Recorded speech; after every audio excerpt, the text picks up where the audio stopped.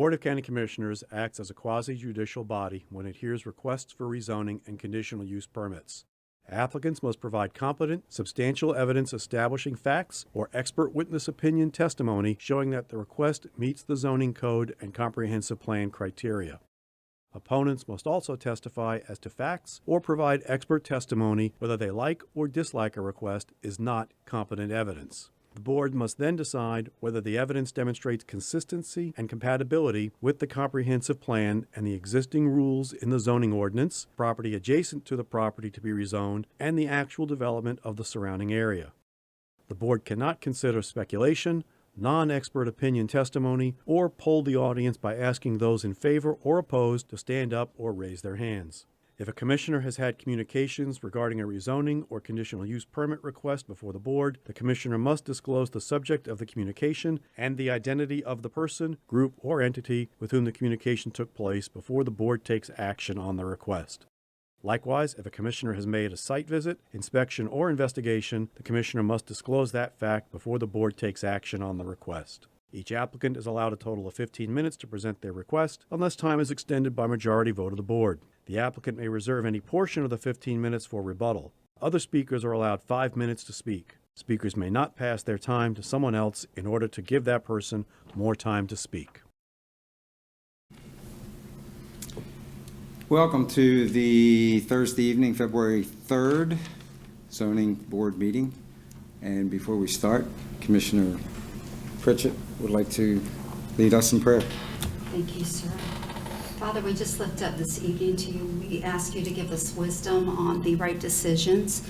Lord, I ask that we would be able to communicate clearly and that your will would be done for the good of all of the people in this room. In your mighty name, Jesus, amen. Amen. Thank you. I'd like to call this meeting to order. And I'm up for the Pledge of Allegiance. Please stand. I pledge allegiance to the flag of the United States of America and to the republic for which it stands, one nation, under God, indivisible, with liberty and justice for all.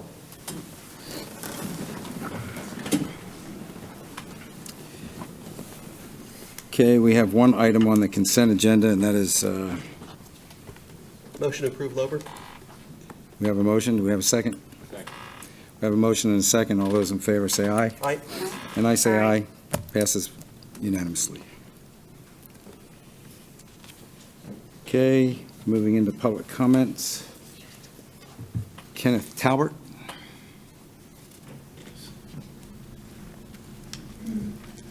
My name's Ken Talbert. I have two pieces of property, 255 North Burnett and 245 North Burnett. And under these this time I have right now, I just wanted to go over a few things, some concerns we have for North Burnett Road. One of the things that that road is really not designed for the kind of traffic it gets.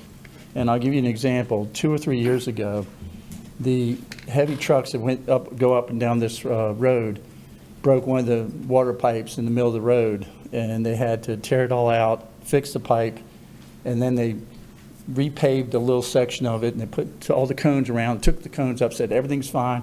Within 24 hours, that thing had such a dip in it from the trucks who went over it again that every time my truck from then on went over it, it would just make this loud clanging noise. Well, that's started out where there was concern about the way the road's built to be able to handle heavy trucks. Now, I'd say probably about 85 to 90% of the vehicles, big vehicles, trash trucks, unfortunately are with Waste Management. They get up in the morning, they send all the routes out, they swing around, they go through Burnett, off they go, and they come back. But so you have the same volume early in the morning, then you have it in the afternoon. That's not including every day trash trucks going back and forth. I don't know why. Maybe they have to go change a route or something like that. My time's going, so I better talk fast. But so we have a constant barrage of trucks going back and forth. One other issue, the one block that we have, the speed limit is 35 miles an hour on the going across Lake Drive. It's 25, which is, we only have one block. Just a concern about that. We have a lot of drivers driving fast. The stop sign on the corner of North Burnett and Lake Drive has been torn down a couple times, and the sidewalk has been crushed from the weights of so many trash trucks going through there, and other trucks. It's not all waste management. Also, like I said, cracked sidewalks had to been redone. Constant fast traffic going through there. On one side, the closest to Lake Drive, the ditch has at least 50 to 70 beer bottles in it. And this has been going on for years. And the only reason I know this is that they're all floating. You can see by that last section, they're just like all over the place. You think, what part are you in? And that's a concern that 1/4 of the ditch was filled in towards 520, and they piped it, and the rest of it's not enclosed. So that's maybe the concern of there. Trash alongside the roads because of the traffic, there's so many traffic vehicles, trash vehicles. I go up and down and pick up one big bag when I do it, going up and down one block to try to keep it clean. Do that myself when I can. I'm about to run out of my time, huh? Bingo. I just did. So I guess. Thank you, sir. I guess I can't go any farther, huh? Is that correct? Yes. Thank you. Thank you. I'm remiss, folks. I forgot to mention the fact that Commissioner Zonka will not be here this time. Is she on? Are you there, Christine? I am. All right. Thanks for being here. Thank you. Okay.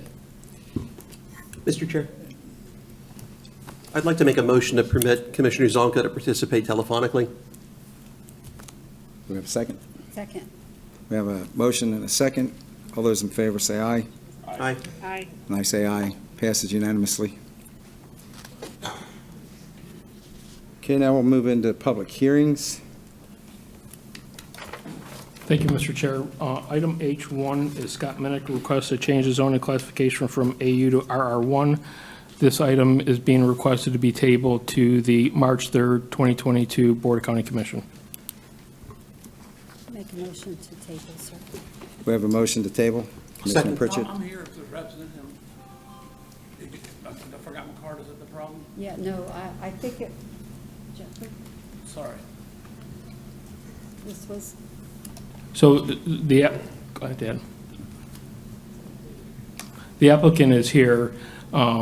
This item needs to be tabled because Mr. Minnick was not present at the previous P&Z meeting, and that's one of the reasons why you're here tonight, to table this item again so that you guys can hear the recommendation from the P&Z.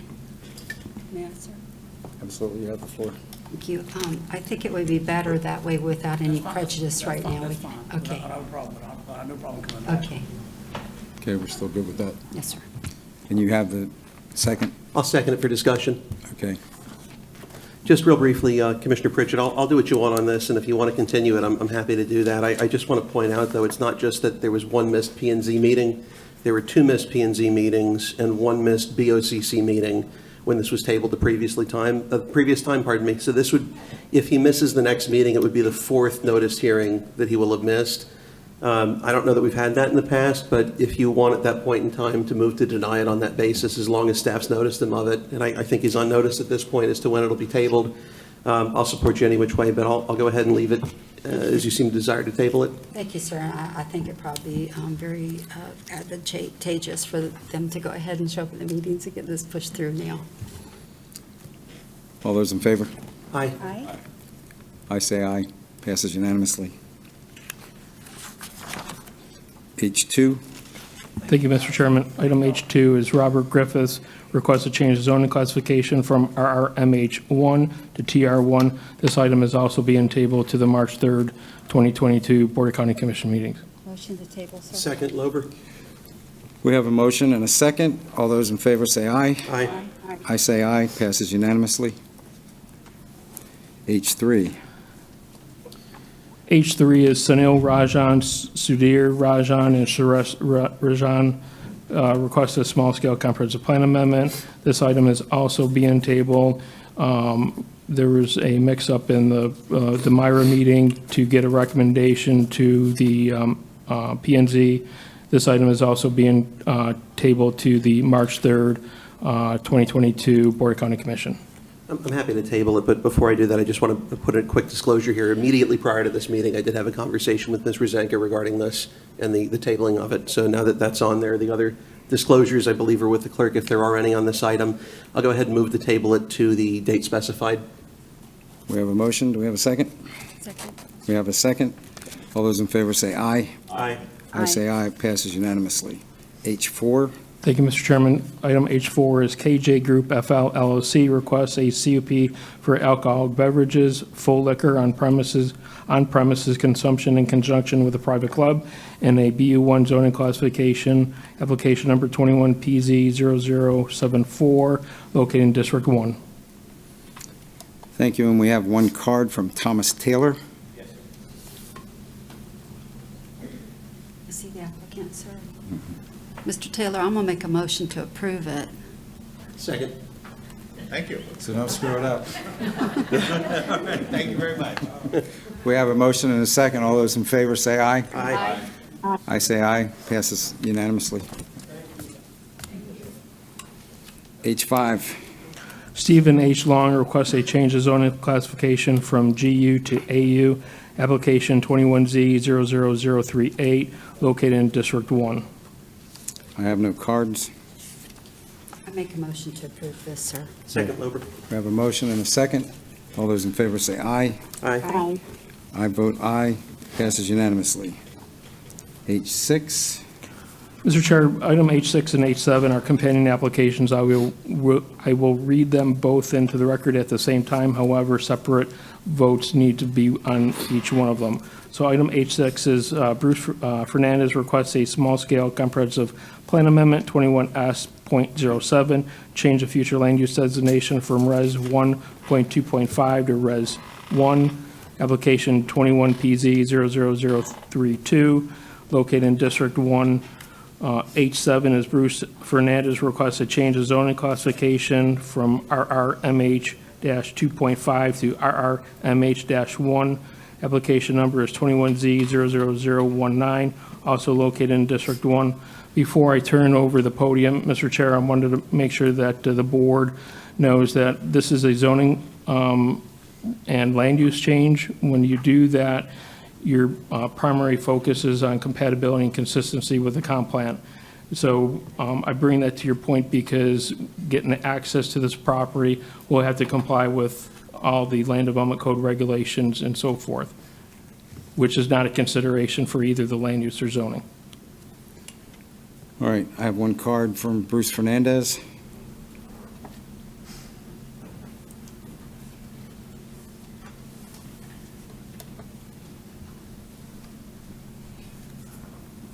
Yeah, what precipitated this is that we have... State your name, sir, and your address. Bruce Fernandez, 4598 Addy Avenue in Mims. You can tilt that up some more.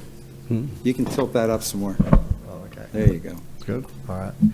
What precipitated this, on the 3.5-acre portion of the 8 acres, there's currently a 30-year-old mobile home.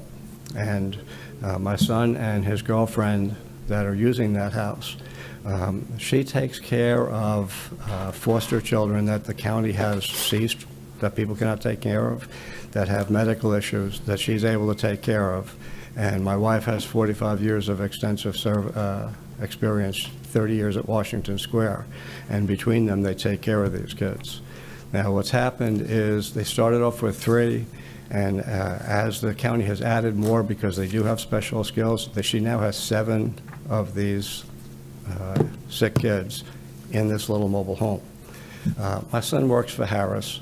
He's offered to build them a $400,000 or $500,000 house on the back part of our property that would give these kids a lot more room, and they can take in more of them if they have to. Now, the problem is we've been going around with the staff, and they have to deal with the rules you've made and the way it's worded. So, and that's what he just alluded to. The issue is going to be how we would build this house in compliance with the words. For one thing, we had a survey done, and the road is not actually on center. It's 8 feet onto my property. But I'd like to show you these to take a look at. This just shows you the actual on the ground, what it looks like. It's in the public interest to build this house. I don't see the problem. Yes, sir. Commissioner? What's on the county records is not correct. I think it's a good fit for the property. I just wanted to, for the record, and I know you know this because we've told you this, you're going to have to get creative with that flag lot to get something out to the road, but you know that already, so. Yeah. But that's why I'd like to show you this. I mean, I don't, and That what we've won't- been having, I don't that see won't why be it needs a decided flag at lot. this. We're just changing the zoning for you, so I'm going to agree to change the zoning, but you'll have to just get with the county staff. I'm working on getting access to the road to permit it so that you can build, which is doable because you own all the property, so. Okay. Commissioner Lober? Commissioner Pritchett, just a question for you. You mentioned the zoning. The first up for H6 is on the comp plan. So if you have a motion to pass H6, I'll go ahead and second it, and then we can move on to the zoning. Okay, I have a motion on H6 to approve it. And I'll second that as to H6. Okay, we have a motion and a second. All those in favor say aye. Aye. I say aye. Passes unanimously. Okay, and then I make a motion to approve item H7. I'll second it as to H7 for the zoning. We have a motion and a second. All those in favor say aye. Aye. I vote aye. Passes unanimously. Thank you very much.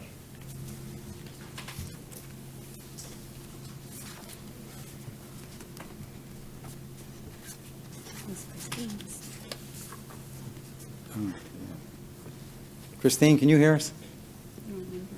Yes, can you hear me? Yeah, we can hear you. Okay. Okay, moving on to H8. Thank you, Mr. Chairman. Item H8 is Cobb 192 LLC. Requests a change of zoning classification from BU1 to BU2. Application 21Z00040, located in District 5. Commissioner Zonka, do you have anything to say on this? I would just say I have no issue with it. I- So I'll make a motion to approve. I'll second her motion to approve. Okay. Just for the record, she said she sees no issue with it or has no Okay. issue with it, and Yeah. she made a motion to approve. I couldn't hear it. Okay. So we have a motion. And then I seconded. And a second? Yes, sir. All those in favor say aye. Aye. Aye. And I say aye. Passes unanimously. H9. Thank you. David C. and Cynthia R. Ramage, co-trustees, request a change zoning classification from AU to RR-1, application 21Z00036, located in District 1. This is an easy one. I'm going to make a motion to approve it. Second. Were there any restrictions that you were, No, this one was all good. They just Okay. want to split and build, and it's easy. okay. Okay, we have a motion and a second. All those in favor? Aye. Aye. Aye. All righty then. Late And I reaction vote, passes unanimously. Okay, H10.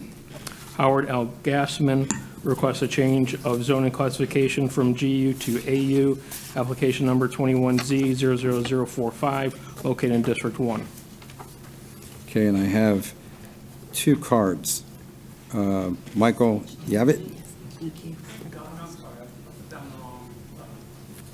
which item? 11? This is you. You got it. This is Mr. Gassman, right? Yes. I'm Mrs. Mary? Yes, I'm the daughter-in-law. But I have my paper there that says I'm allowed to speak for him. And we just want to change the zoning so we can move over there and build a big building for our lawn equipment. We live around the corner. So that's why we want to change it to agriculture. I think the area you're at, it'll fit. Yes, we live And on I- Dead End Road. And I understand because you're wanting to do an accessory structure, so I think Yes. this is an appropriate fit for this. So Okay. I have no concerns with anything, so. I make a motion to approve. I'll second it again. We have a motion on the floor and a second. All those in favor say aye. Aye. I say aye, passes unanimously. Okay, awesome. I have one question. My husband says, how long does he need to wait to apply for the building permit? He can come in tomorrow and apply for a building permit. Oh, awesome. Okay, great, thank you. Take care. Ready for Okay. the fun one? H11. Thank you, Mr. Chairman. Before I read this item into the record, I wanted to, for the record, state my name is Jeffrey Ball. I'm the Planning and Zoning Manager. I am also a AICP certified planner. With that, item H11 is Carter and Jessica Hayes request to change the zoning classification from AU to RU2-4. Application number is 21Z00042, located in District 2. I want to point out in the staff comments, analysis of policy 4, this could be considered spot zoning, or this could be considered as a transitional use. It's up to the board to decide that aspect of this zoning request. Thank you. Okay, and we have 11 cards, and I will read a couple of names so that you know who's first. Michael Yava, is that how you pronounce it? Yeah. Yeah, okay, you're first, and then Phil Bernardo would be second. So if Phil would, Michael, you want to come to the podium? Mr. Chair? Yes, sir. May I just briefly? Sure. Thanks. Just a couple things. I did have some very recent disclosures from today and yesterday that I was not able to get in time to the clerk's office based on having received them today and yesterday. They were from nearby residents in Merritt Island who were expressing concerns regarding the application. And I'm going to hand the list over to the clerk after this. I have one from Bern Zoller, one from Ivan Velez, and one from Curtis Botherton. And then beyond that, I just wanted to say briefly that there were some questions and concerns that were raised by the applicant, or excuse me, by the application itself, and some communications that I've seen related to it. And I do look forward to hearing from the applicant and addressing consistency and compatibility. I think there's a lot that that we stand to get across today that may not have made it in the application itself. Do I go first usually, or Is the applicant here? Oh, yeah. Oh, so you're not Hayes? I am. Oh, it says Michael I Yava. didn't fill out a card, I just. You have to fill out a card. That would give me a clue that you want to talk. I thought it was So after the meeting, fill out a card. I said, after the meeting, please fill out a card so we have a record that you were here. Thank you, Michael. Excuse me. And I might want to mention that, Michael, you'll be next.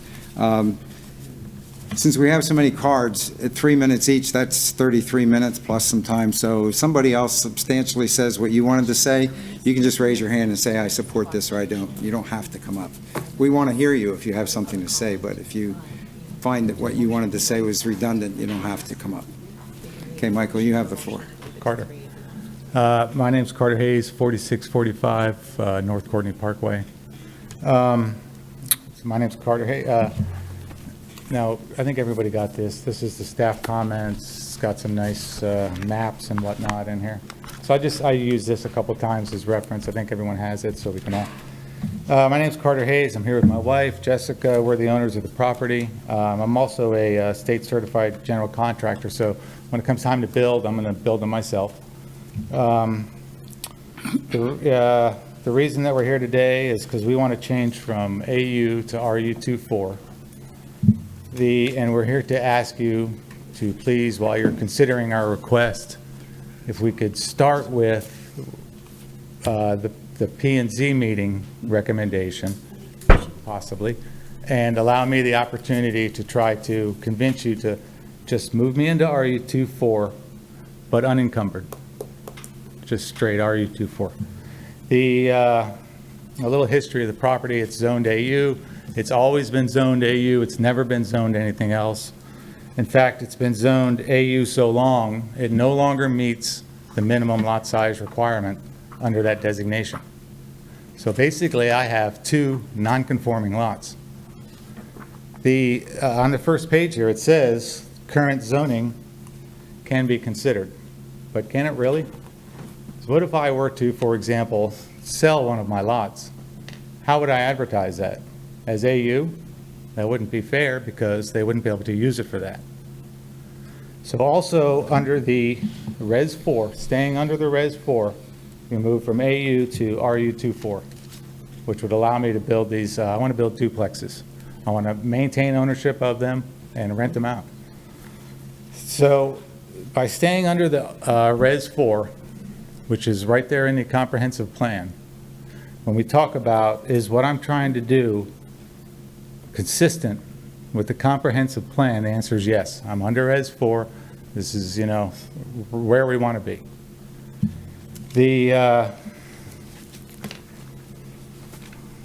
So I want to build some duplexes. I'm going to build them myself, maintain ownership over them, and rent them out. The duplexes, they're going to be beautiful. The preliminary design by my wife, who's got a lot of experience working for developers, especially at this stage, in unit layouts, design. So they're going to be very attractive buildings. We're talking about 1,500 to 1,800 square foot, 2-bedroom, nice kitchen, and easy flow, 1-story buildings.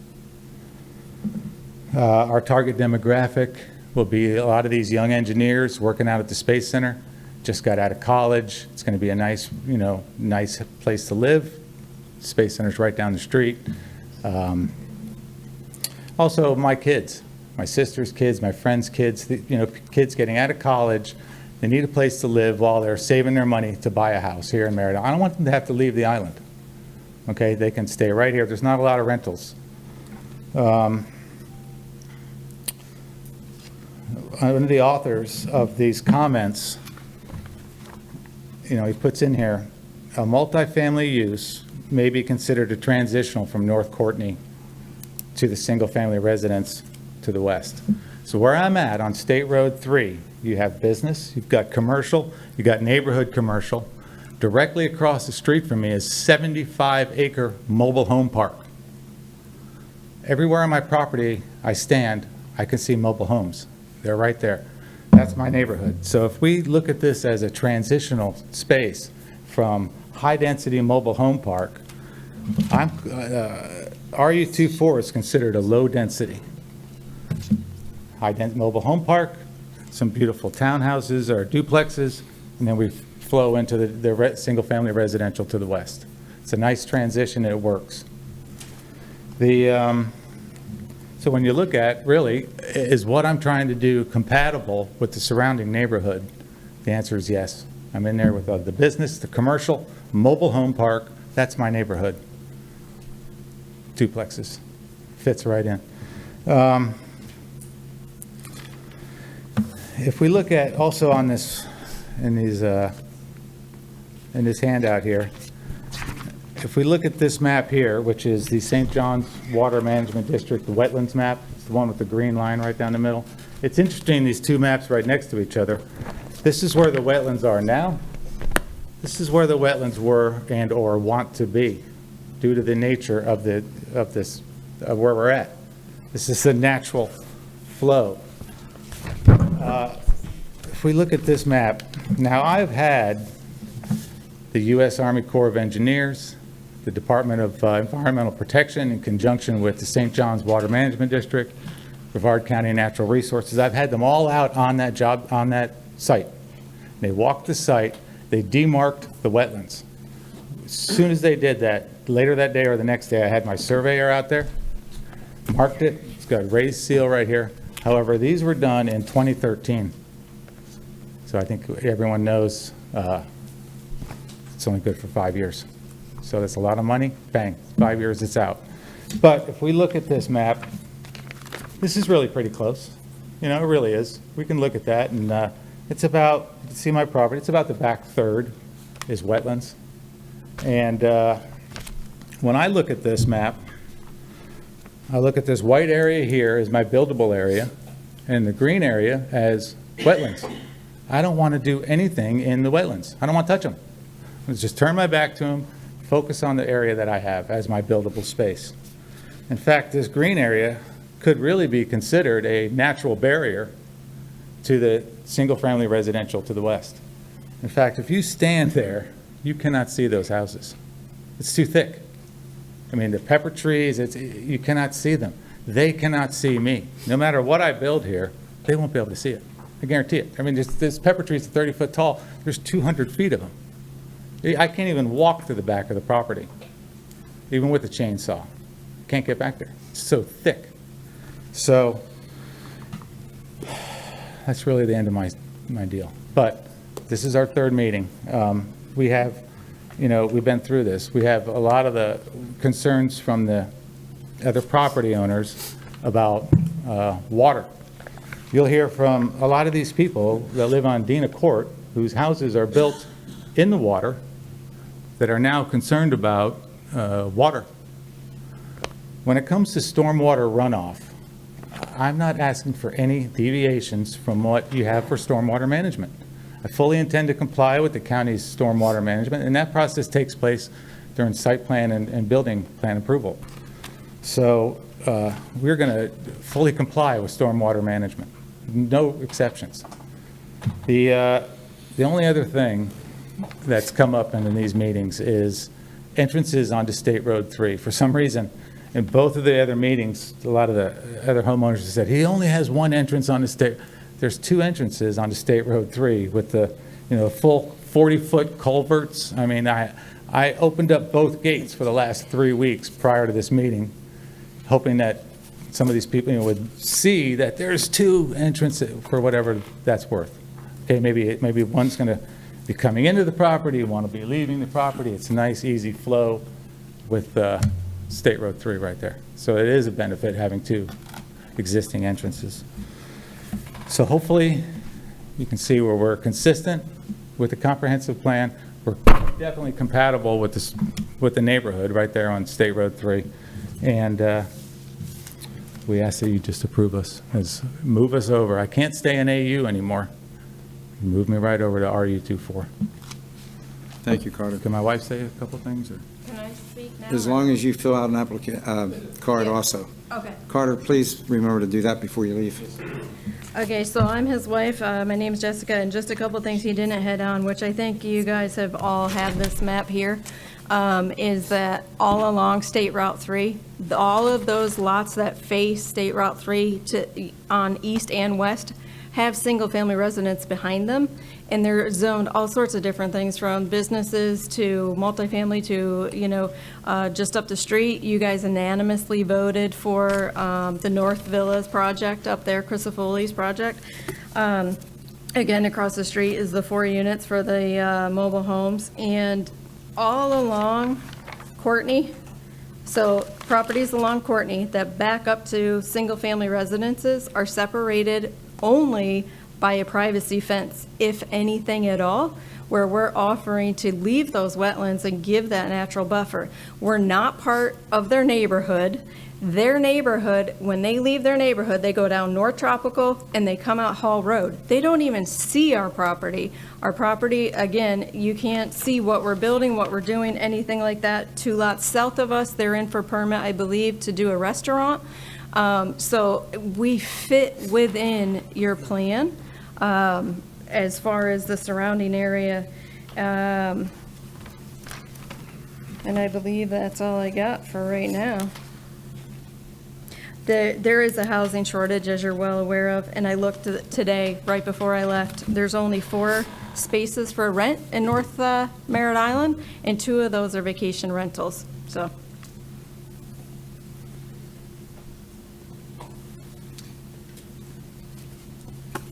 Commissioners, I would like to entertain a motion to limit our next speakers to 3 minutes. Make a motion to allow 3 minutes for the following speaker, sir. We have a motion. In deference to the two of you, I'll go ahead and second it. We have a motion and a second. All those in favor say aye. Aye. I say aye. It passes unanimously. Michael? And next up will be Phil. So Phil, where are you? Okay, good. My name is Michael Yock. I live at 565 Indian Bay Boulevard in North Merritt Island. I'm here tonight to ask the Brevard County Commissioners to preserve our quality of life on North Merritt Island. Florida and Brevard in particular has vast resources that brings vacationers from all over the U.S. and the world to enjoy our outdoors. We have taken, in the last 10 years, we have taken substantial steps backwards in our environment. The Indian River Lagoon and Banana River has been rated F by the Marine Resource Council. Every day we see on the TV news dying, starving manatees. This is the outcome of making zoning changes and increasing density and increasing pollution. In spite of these disasters taking place in Brevard County, we see more zoning approvals that increase the density and increase our pollution. The people and residents of Deanna Court have a quality of life they're trying to preserve. If the zoning change is approved, they face serious flooding. I'm not talking about just a small amount of rain or extra runoff. They're going to get it. Their houses are going to flood. They're going to have added noise and pollution, and all of us on North Merritt Island are going to have added traffic that we don't need right now, with bridge construction to the north of us on the 405 and a bridge that breaks down quite often over the barge canal. So we have a traffic problem, recognize it or not. So please vote to deny the zoning request in the name of the environment and also the quality of life for people on North Merritt Island. Thank you. Thank you, sir. Phil? Next speaker will be Brittany. Is Brittany here? Could you come up front and have a seat, please? Thank you. Hi, I'm Phil Bernardo. I'm president of the North Merritt Island Homeowners Association, and I'm really talking on behalf of our HOA. We put it to a vote, and we all of us agreed to recommend that the request be denied as written. And for a number of reasons, we think it's inconsistent with some of the county's admin policies, the factors to consider, and that's all in a letter that I sent to the 5 county commissioners, so you can read the details of that. But as Mike said, we have serious concerns associated with drainage, possible flooding, and again, there's details in the letter about that. I know there's a county stormwater management study that was just completed, but I also know that it's not been public yet.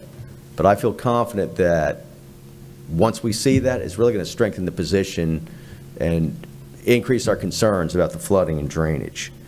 I think, as Mike said, impacts to the environment, the effects of increased density, traffic. We essentially got one way on and off the island. We keep making density higher and higher. It's not good. I mean, 9 times out of 10, you're going over the barge canal, not going through the Space Center. Also, we don't agree with a rental apartment building, or now I just heard duplexes. I had heard it was going to be an apartment building. But regardless, we're talking about rental, higher density rental units that do back up to an existing neighborhood of single-family homes. The residents all own their homes. They're half acre or larger. On the north and south of the property, regardless of whatever the future land use may say, it's right now, they're currently zoned AU on either side. He talked about mobile homes across the street. That's actually a retirement community. It's across 4 lanes of Courtney Parkway.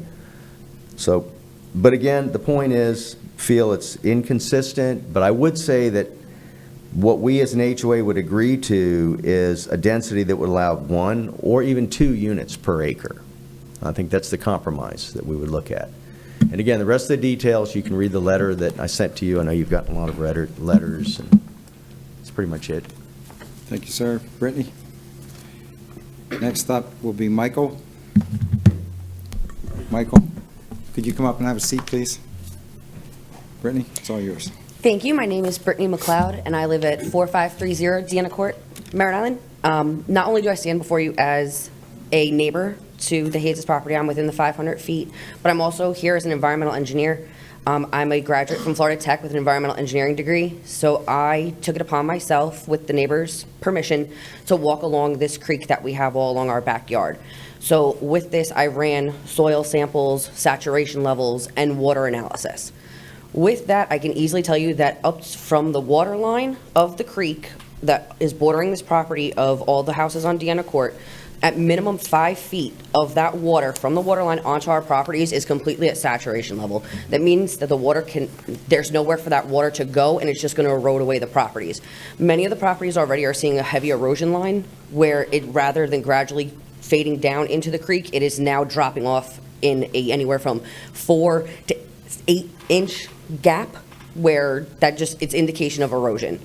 With the water analysis that was done, I tested for pH, phosphorus, nitrogen, nitric oxide, and a few others which aren't as critical to the wildlife and fauna that grow along those banks. Right now, that water is very clean and healthy. However, with a influx of potential concrete or asphalt, we're unsure of what he may be putting down as his footprint, that could change that type of water body that's in there and be more chemical, which could then increase algae growth, which could then in turn harm all of the aquatic life that is in that area, not only floral, but also animal and fauna. After doing the soil analysis, we saw that the soil, because of its saturation level, we cannot even test to see what is in the soil along the neighborhood. Because it's so saturated, the readings come out in a negative way. So it's invalid when it comes to a test. But I will say, from the environmental perspective, any more water in that creek will flood out everyone's home in the backyard by at minimum 5 feet. There's just nowhere for that water to go. Some of the neighbors already have bulkheads put up to prevent any more water coming into their yards. And from an environmental standpoint, all the houses will at some point have to put up bulkheads or some kind of retainer to keep the water from coming into their yard. Now, that's at a great expense to the neighborhood, and the owners of the property. With that being said, is that something that everyone in the neighborhood signed up for? Not really. When they bought the property, they thought it was going to be a serene place to live. I don't think everyone expected this potential expense with this potential influx of water. So that's my big concern, and I would like to thank you for your time. Michael? Commissioner Dwyer? The last speaker? Yeah. I'm sorry. Yes, Brittany. Brittany? Yes. Thank you. Thank you for laying out your education. My question is I was just looking up, do you hold you threw out a lot of stuff there. Do you hold a license? I'm a certified environmental professional license, yes. Is that a Florida license? It's a nationwide license. It's called a CEP. Okay, but it's not is it recognized by Florida? Yes, it's recognized by the EPA and the DEP of Florida. Yes. Thank you. You're welcome. Mary Hilbert? Are you here, Mary? She's in the back. Oh. Yes, sir. Would you come up and have a seat? Thank you. Good afternoon, Commissioners. My name is Michael McLeod. I live at 4530 Deanna Court, Merritt Island. And as a lifelong resident of the state of Florida, I've been witness to the growth and expansion of many cities throughout our great state. However, I have personal experience with the impacts of the type of decisions that you're here to make today. And my childhood home, which was built in approximately 1975, come to find out it was built in the middle of a lake bed, and it was flooded twice in 2004 and 2006. Due to the decisions probably that the, people in your position made. I hope that the decision you make today doesn't have the same unintended consequence that allowed, in my opinion, what should have been agricultural land that my house was built in be rezoned to residential land in the neighborhood built in it. So that's all I have to say for today. Thank you guys for your time. Mary? And William? Come up front, please, and have a seat. William declined? Okay. So noted. He doesn't hear you. Hello, I'm Mary Hilbert, 3780 Sierra Drive in North Merritt Island, and I'm here to speak on this item. The applicant mentioned several things that that we discussed at the advisory board meeting prior to the P&Z. The advisory board did vote to deny the request as written. But what we did do is suggest that they would go for SR zoning, and we felt that this was much more compatible and consistent with the area. It would be a perfect fit for the area, and although it is a commercial corridor, and there are these properties, if you look at the commercial map with the commercial corridor in red, you see that there are several properties there that are, for whatever reason, not included. And I don't know why that happened, but it did. And this is kind of out of, it's almost out of order. So to put apartments there would have to be at least 3 stories tall.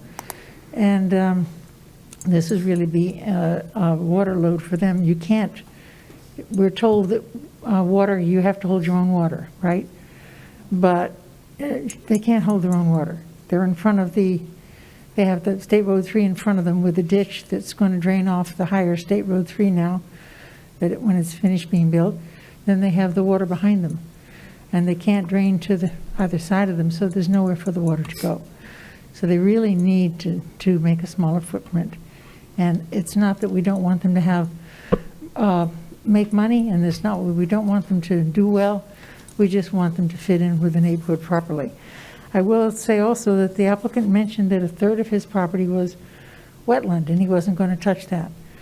So a quick calculation, I don't know if I'm very good at math or not, help me. 2/3 of the 2.79 is maybe like 1.94 acres. So you're going to put 11, they told us 2,000 square feet. If it's gone down to 1,800 square feet, that's fine. That's a lot of square footage to put in 1.94 acres when you subtract the 24% for roads and hardening and sidewalks and so forth. So if you consider all that together, you realize that this is really not a doable thing. I mean, it's a good idea. It's a great idea for helping people to have rental property. And I'm all for that. And we have 2 rental homes ourselves, so we rent, we help, and we don't raise the rents. So there you go. But thank you very much. You're Appreciate welcome. it. Thank you. Elaine Carpentier. And next we have Kenneth Maraho. Would you come up front, please?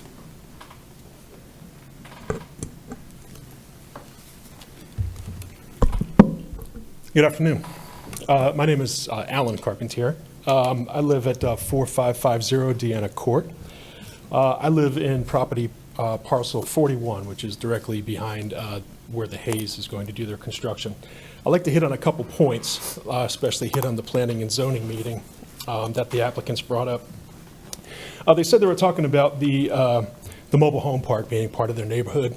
As it was described, it's 4 lanes of road, State Route 3, which is across the street, across Courtney. So we're not talking about across Courtney, we're talking about the west side of Courtney, which is our neighborhoods. The Planning and Zoning Board said it was a mistake back then to have that high density. And they said they didn't want to make that same mistake. He said he was planning on duplexes, which are inconsistent with the current zoning. And also he said he would utilize county sewer. That's real important. If he would like to do that, we'd like to see that binding. Because in the construction process, he could change and put in septic systems, which will increase the water saturation to an already saturated ground. Additionally, as was mentioned by the last speaker, he would have to build up his land, right? He's surrounded by kind of a trough on Courtney and the wetlands directly behind him. He would have to build up his land a little bit. Well, water runoff isn't going to run towards Courtney. More than likely, it'll be pitched to the back, to the wetlands, which will greatly affect us. One thing I'd like to add is you're hearing from several HOAs. Citrus River Groves, which is our neighborhood, we don't have an HOA per se, private. So we did a grassroots campaign, literally knocked door to door, and got petitions signed. 67% of the residents are opposed to this. And altogether, these HOAs, we're talking of hundreds of residents. So these numbers, we're asking you, these numbers speak volumes. So we'd like you to take that into consideration when you're making your decision. Thank you. Thank you, sir. Kenneth. And next we have Don Barker.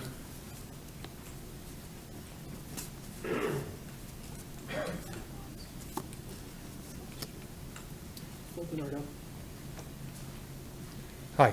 Hi there. Kenneth Marino, 4510 Deanna Court, Merritt Island, Florida. Accountability is what I'm trying to address here. Mr. Hayes is so inconsistent in his plans. He contradicts himself. In the very first meetings, he said he was going to do single-story structures. Then he changed it to duplexes and townhouses. He said he was going to build a single-story townhouse. But if you're in the industry, you would know that a single-story townhouse doesn't exist. Then he would say a single-family residence. Well, then he's a single-family duplex residence. That doesn't exist either if you're in the industry. He was called out at one of the meetings on what type of contracting he does. He's a home improvement contractor. He does interior work, home improvements, and he admitted he has never done anything of this magnitude. Normally, I would think that you would have a plot plan, a site plan, and some form of renderings available when you're at this level of requesting a zoning change. He has nothing to prove or show for that. False claims. One of the meetings, he started showing photographs of other structures, condos, duplex townhouses, but it turned out they were on the South Island, they weren't on the North Island, right? And then, of course, the rezoning. It's going to set a precedent for other landowners. If you change this zoning, they're going to, other landowners are going to request a change of zoning also, which is going to completely change the fabric of the community and the island.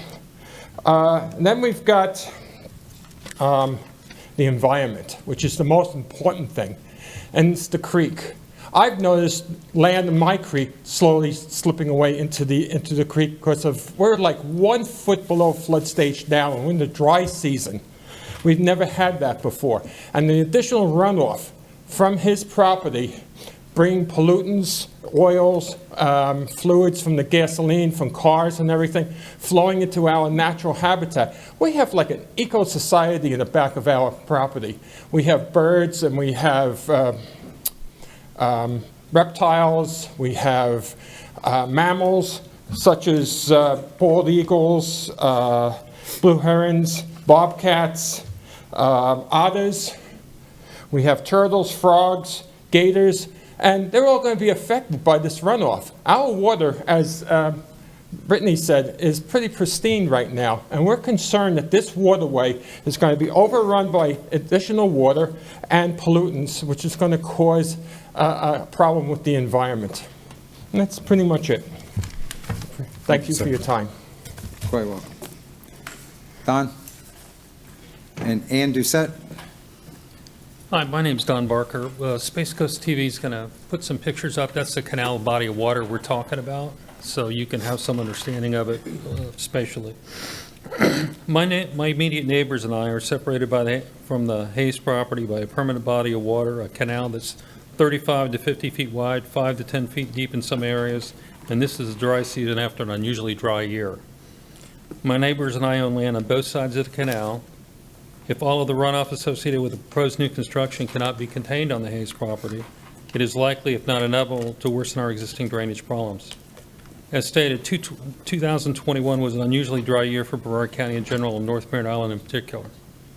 In 2021, we had no hurricanes or tropical storms, yet the canal behind my house, or our houses, is approximately 1 foot below flood stage. Any significant rainfall causes the canal to reach or exceed flood stage. These photographs document that the Untitled Canal were taken by me on January 5th, 2022, in the dry season. Our Untitled Canal came up to several years ago, used to rise and fall with the season. It doesn't anymore with the drainage changes on North Merritt Island. The Hayes property is part of 7 lots located on the west side of State Road 3 between the Orsino Baptist Church to the south and the Victory Church to the north. These 7 lots, with the sole exception of a condemned house on one of the Hayes lots, have been undeveloped since they appeared on the property appraisers' records maps in the 1960s. People have speculated on the value and future use of these lots for close to 60 years, and most of these have changed ownership several times. Once you approve rezoning for one of these lots, you start down a slippery slope for zoning and a cascade for development for the adjacent lots. County staff has noted in particular on the maps, CIS maps, that this property is in a wetland and in a well-identified FEMA floodplain. And based on the buildable land, county staff has said it's very difficult to build the number of units that the Hayes are requesting. Mr. Hayes has offered a 200-foot buffer zone and the property to the west for both, at both previous zoning meetings. While my neighbors and I would rather see the land undeveloped as wetlands and drainage and conservation area, I support the North Merritt Island Dependent Special District's recommendation of suburban residential zoning of 2 residential units per acre with a binding development plan with at least a 200-foot buffer zone as offered by Mr. Hayes and a required connection to the available and nearby county sewer system. Thank you for your consideration of our concerns. Thank you. Ann? Dana? Dara? Dana? Doucette. My name is Ann Doucette. I live at 4560 Deanna Court. I sent you all a letter, so I just want to reiterate that I feel the density is too great, and I would just like to see a smaller zoning change than what's there. And I appreciate your time. Thank you. Thank you. You're up. That was quick. And Joseph? Good evening. My name's Dana Doucette. I live at 4560 Deanna Court, and she is my wife. I feel exactly the same thing. I don't have any objections of them building. I just think that what they want to build is too much for the piece of property that they have. Thank you for your time, and I also support Mr. Barker's comments. Thank you. Joseph. And next up would be Gina. My name is Joseph Chalowat. I live in North Merritt Island as well. Unfortunately, North Merritt Island has become the dumping ground for cruise industry parking as well as boat trailer storage. So it's understandable why there's pushback against some rezoning. You know, the cruise parking is now a blight on the area, and it's negatively impacting. We don't know what the negative impacts will be on the future for the area. So, you know, residents of the area are watching as the erosion of the rural lifestyle that originally attracted people to North Merritt Island in the first place. And you have to ask, is this responsible development regarding the type of growth that's consistent with North Merritt Island residents, or what North Merritt Island residents want and who's coming to the area? I've worked 16 years in the real estate industry, and Merritt Island is my primary farm ground. I work with people who are coming from out of state. They are not looking for rentals. They sure as hell are not looking for 2-bedroom rentals. I can barely even sell 3-bedroom homes that are new construction under 2,000 square feet to people that are moving here. They are looking for homes between 400,000 to 500,000, and they're looking for stuff that's over 2,000 square feet. I didn't hear anything regarding rental terms and what they're going to be doing, whether it's short-term or long-term. I didn't hear anything, or I haven't read anything. If they're looking to do short-term, because most people that come here from out of state, whether they're doing a SpaceX short-term, they're all looking. There's plenty of short-term rental at Cape Crossing. They can get anything from 30 days to a year.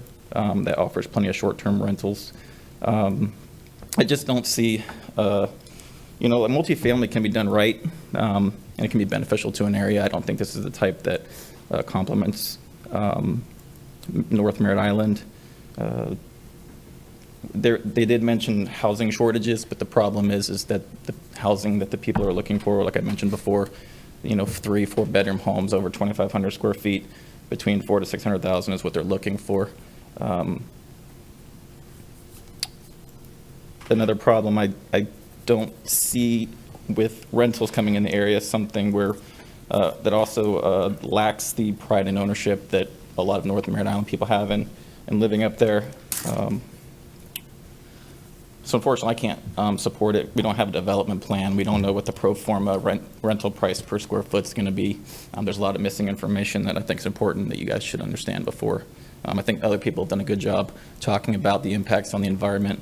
I'm just looking at it from a real estate perspective and what the demand is, and I don't see it there for this type of development. And I hope you consider that in your voting. Thank you. Gina?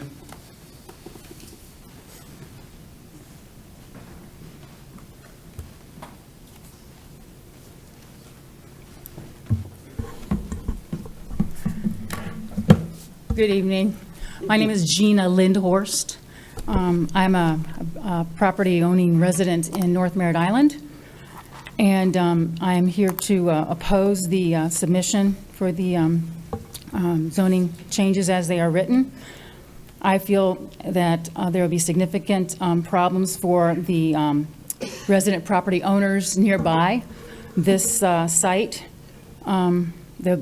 Because of the significant hardening of the land required for building anything more than 2 homes on the approximately 2+ acres, it'll have a serious impact on their properties, causing decrease in their value of their property, and causing significant drainage problems and so on, which it's been clear everybody else has been reminded that that's what's going on too. So I'd like to say please vote no on this submission, and maybe we could suggest only two residences on that property instead of more. Thank you. Okay, Commissioners, that's all the cards that we have. Commissioner Tobias? Thanks, Madam Chair. I was just going to ask the last speaker about, sorry, I didn't, how the property values were going to decrease.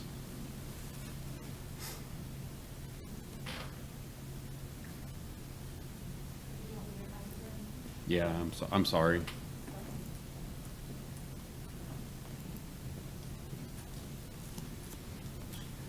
Okay. Yes, the question? Yeah, I'm sorry. You mentioned something I was listening for was decrease in value of surrounding properties, Well, and sure. what type of analysis or expertise you had to level such a claim. I heard all the other expertise from the other specialists, and I am supporting that as well.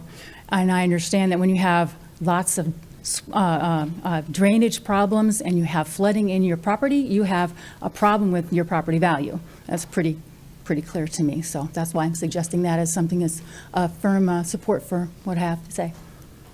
I'm sorry, I didn't catch that. So you have no expertise, you're just going on what the other speakers said? Yes, I've Okay. listened to them very carefully, and I agree with them, so I'm supporting them. Thank you. Yes.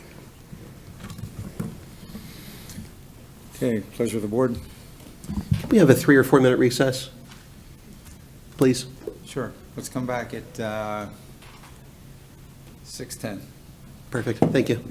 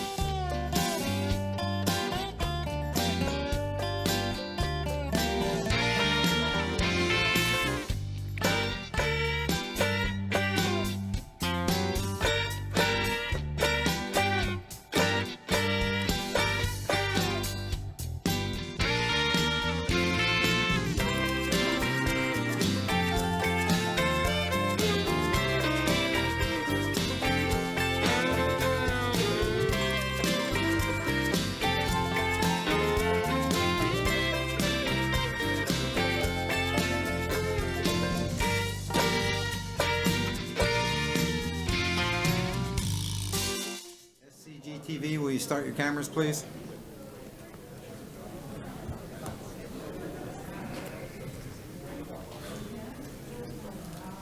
Okay, do you want to do your comment before they?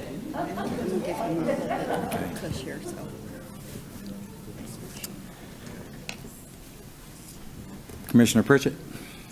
Yes, sir, thank you. I just wanted to open with an observation while I was listening to the procedure. And I know this is always a delicate area here when we're trying to make decisions. And just want to say Commissioner Lober lives there, so he has feet on the ground a lot. So a lot of his opinion will carry a lot of weight with me in where we go and what we do. But a couple of the concerns that I heard, I wanted to mention. The traffic gets my attention, but you got to do traffic study with those things. And I don't know, I know you're looking at duplexes. The plus side with this is it's right off Courtney. It's a pretty busy road. There's 2 big churches close by. So I'm going to be interested in what Commissioner Lober brings to the table here, because I know he's going to still have more questions. I've known him for a long time, so I know he's got some few things he's going to be asking. But the county sewer, I thought, was a good idea, sir. When that was mentioned too, I'd be interested in hearing what you have going with that. But I just want to mention that for me, still, this could go either way with it. So Commissioner Lober, your opinion here will carry a lot of weight, sir. So. Okay, I wanted to give the applicant a chance to rebut anything that they want to rebut. If we can give them 4 or 5 minutes, I'd just like to hear from them one last time. 4 minutes. Mr. Chair. I might say a couple, and then I think my wife might want to, if I miss anything. One thing was site plan. I know I have one chance here tonight to get it right and to present my case. And if I thought that spending $1,000 on a pretty drawing, would have done it, I would have spent it. I've already spent a lot of money. But there's 3 things. First of all, Brevard County told me I didn't need a site plan. I think this has all been through. In our handout here, it says right here that in the rezoning process is not the appropriate place for site plan review. So it would be inappropriate, really. There's so many unknowns. It's, where's my wetlands? I had it delineated, but now it's moved. So, what zoning am I in? I could have come up with 100 different site plans. And, why do that? Let's get the zoning, we'll lock it down. I'm talking about, 1-story buildings. But we have some really sharp plans for a triplex where I can stick another unit right on top and not affect our footprint, right, or any of this stormwater management, but yet still have a very attractive building. This was a project in Titusville we're looking at, but nowhere, again, with your maps, looking at the zoning, nowhere in there is zoned, what is it, SR? On State Road 3, there's no SR. So, there's business, there's commercial, there's 48 townhouses a couple blocks down the street that just got approved a couple years ago. There's no SR. So that was a more of an emotional meeting. I think the planning and zoning meeting was a very intelligent meeting. It was well thought out. It was, again, well represented, and they came to what I thought was a good decision, But then I said, allow me to try to go back to just straight up RU24 without the BDPs. Let the site determine what I can do. Let our ingenuity determine what we can fit there. We're going to go by all the rules, site, stormwater management, all this. The property, and you look at these maps with the wetlands, the property already drains to the back. And you can look right on here, look at the elevations and the sand.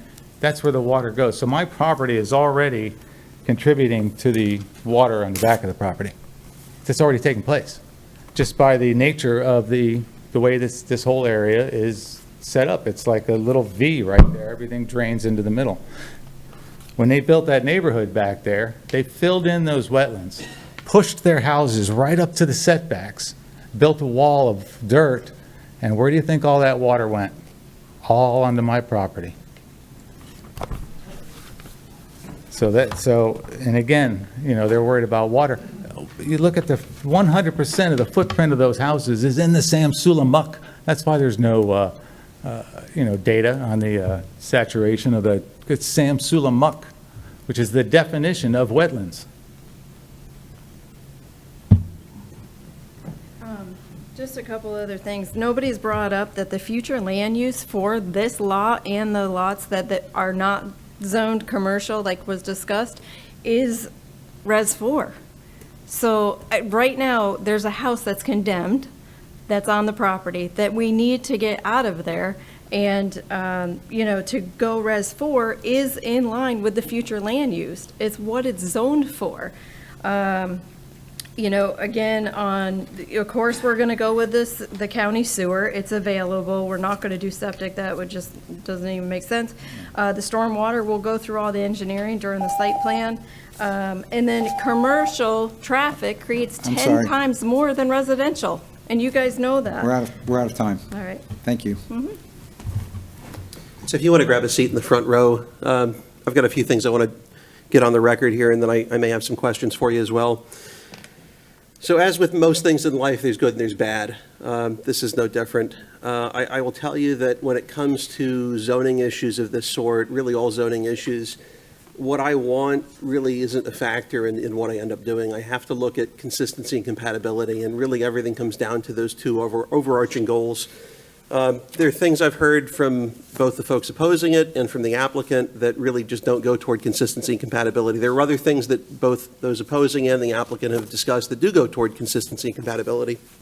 Some of the things that frankly don't go toward it, and I'm just not going to consider because I don't believe I'm legally entitled to consider, are petitions that simply, as best I can tell, oppose the zoning and don't necessarily express a reason. I believe the intro that they gave, which was quite a bit lengthier than I care to be, gets into us being prohibited from considering whether someone prefers or opposes something. That the gentleman, Mr. Hayes, plans on constructing a home or homes or duplexes or whatever it is, that doesn't go toward consistency or compatibility. So the fact that he may be the GC on whatever ends up taking place there, to me, is not a factor, positive, negative, or neutral toward this. It simply just isn't something that matters. I will tell you there is a concern that I have with respect to not rentals, but short-term rentals in particular in that area. My understanding is that with RU24, it's a possibility that you could have short-term rentals, so you could have folks staying a couple nights and leaving. You could see it on Airbnb, on VRBO, on Hotels.com, what have you, or excuse me, Booking.com, not Hotels.com. With SR, it's not a problem. It's simply not permitted under any circumstances. Pride and ownership, that's another one. Sounds great, but it doesn't go toward consistency or compatibility to me. The lack of a site plan, I'm not going to hold that against them either. It's not something that's required. It's nice if it's available, but to me, it's not a make it or break it issue, and it really doesn't change the equation. I do draw issue with the statement that was made in rebuttal, essentially, and I may be paraphrasing here if it's not verbatim, but nowhere is there SR.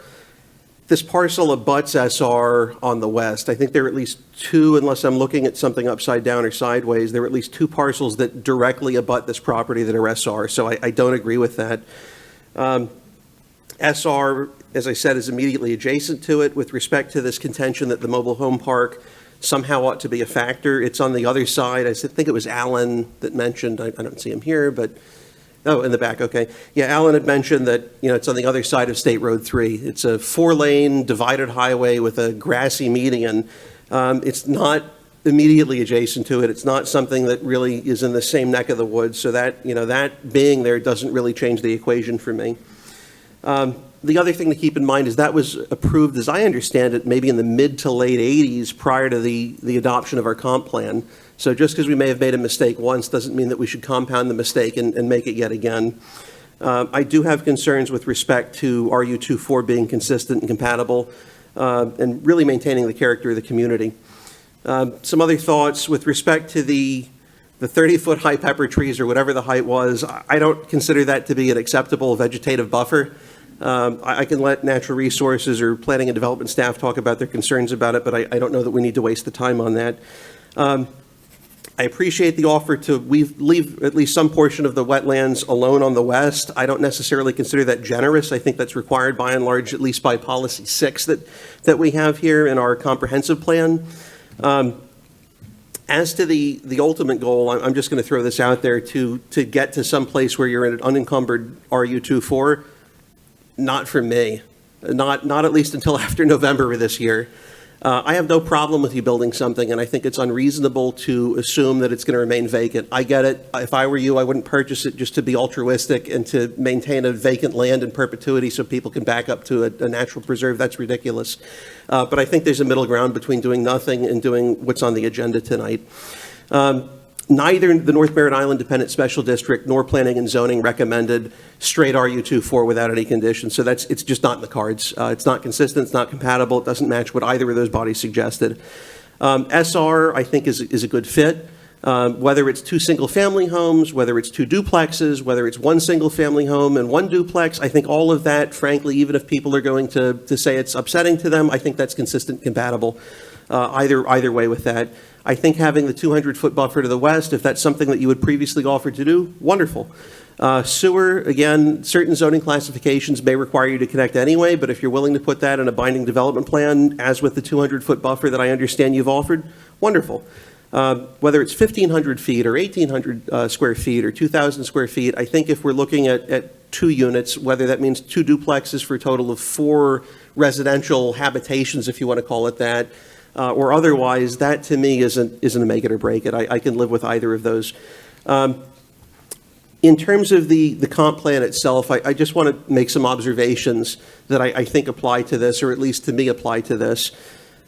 In our policies in the comp plan, admin policy 3, C as in Charlie 1, requires that we evaluate whether the proposed use is consistent with an emerging or existing pattern as determined through an analysis of the historical land use patterns.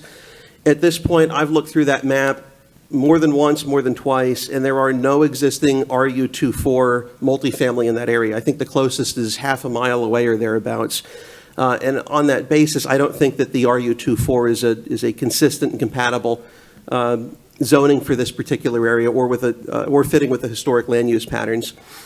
Our admin policy 4 requires that we consider the character of the neighborhood or the area for rezoning applications. Specifically, we have to consider the character of the area, that it must not be materially or adversely affected by the proposed rezoning or land use application.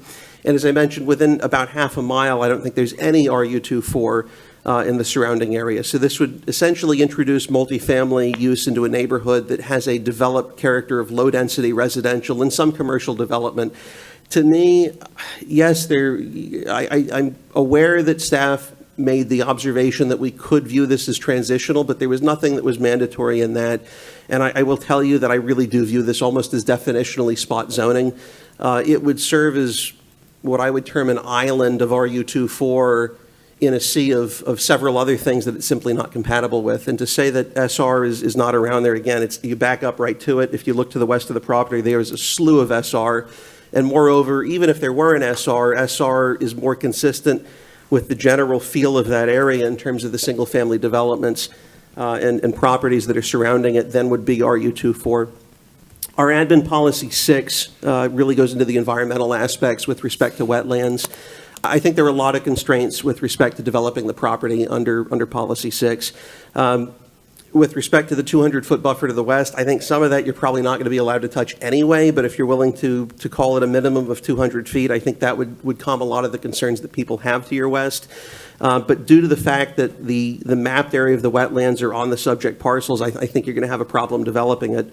So I'm really at a point where I could do one of 2 things, and I'd like to work with you because I think you should be entitled to build something that allows you to monetize the property, but I think what it is that you were seeking with this agenda item is way overboard. If you would be comfortable addressing some of the concerns that would enable this to be more consistent and compatible, I can get behind it, but the few things that I would like to see with it are a BDP with a 200-foot buffer to the west, a BDP obligating you to connect to sewer, and if the zoning class obligates you to do it anyway, it really doesn't make a difference if you put it in the BDP as well. You're basically saying you're agreeing to be obligated to do what you're already obligated to do.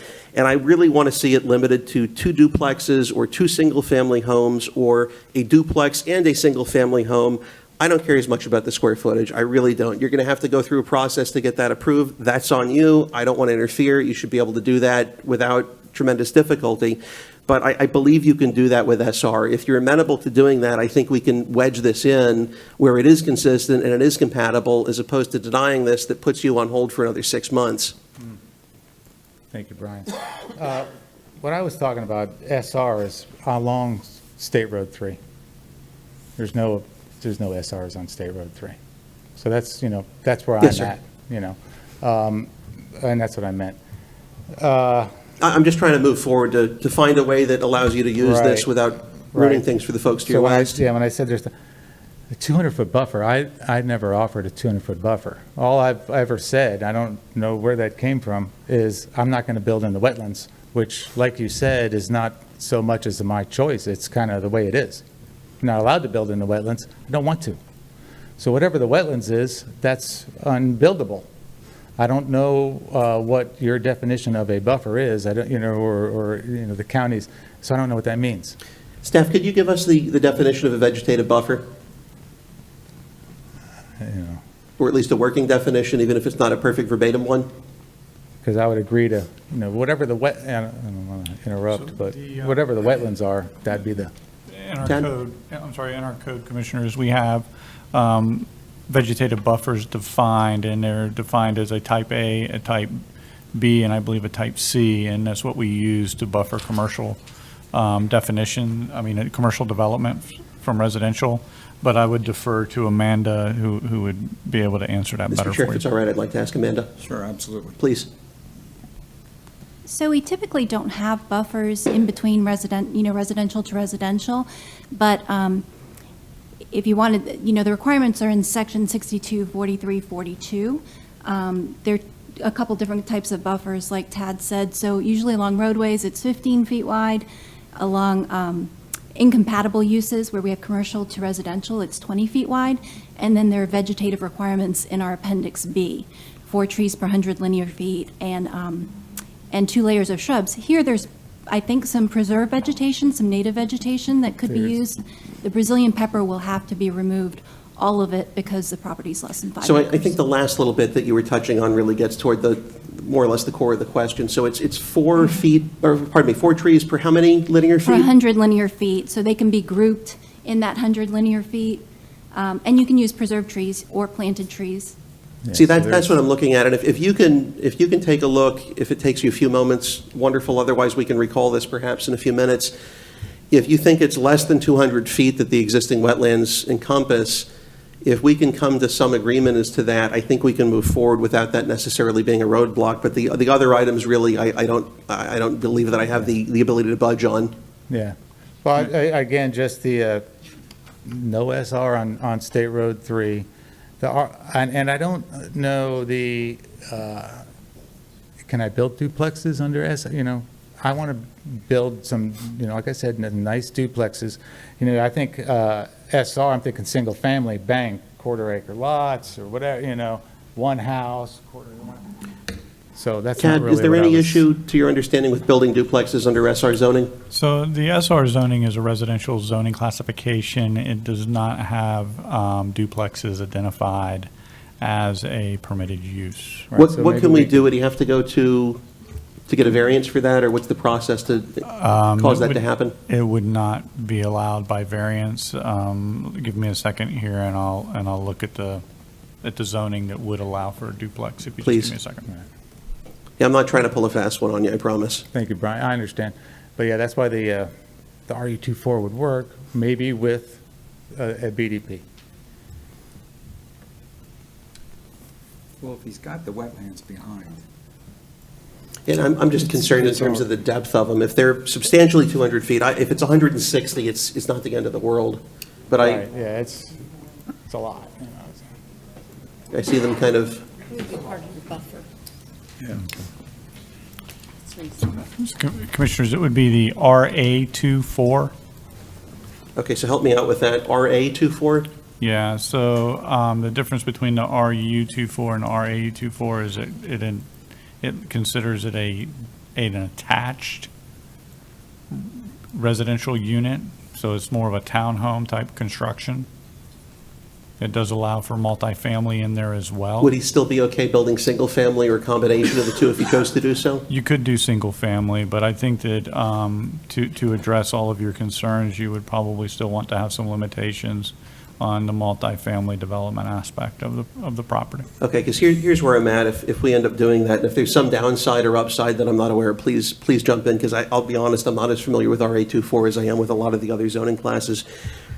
And I guess, Tad, I'll just ask you, because if it's not a possibility, I'm not going to ask for it to be in a BDP, but are short-term rentals allowed in RA24? It does have short-term rentals identified as a permitted use in our Okay, so UT. I would ask if we go in that direction, that we have a BDP that includes no short-term rentals? That's fine. Yeah, that's fine with us. And the same with the sewer. It's right And the there in sewer. front of the property. I'm definitely tapping into that sewer. Okay, so any motion that comes from me, at least after this, is going to contemplate a BDP with no short-term rentals, connection to sewer for any residential unit or any living unit on the premises. And then in terms of the buffer to the west, I don't know if anyone has an idea in terms of the footage that it ends up going eastward, so that we can see if it's close. Could we agree to 100 feet? I'm just curious where the wetlands go. 20 feet, Yeah. or, the standard buffer, I think, is 20 foot, so it would be 20. It's kind of a different situation where we're putting in zoning that otherwise, frankly, you just wouldn't get. And I'm trying to make it work for you, I really am.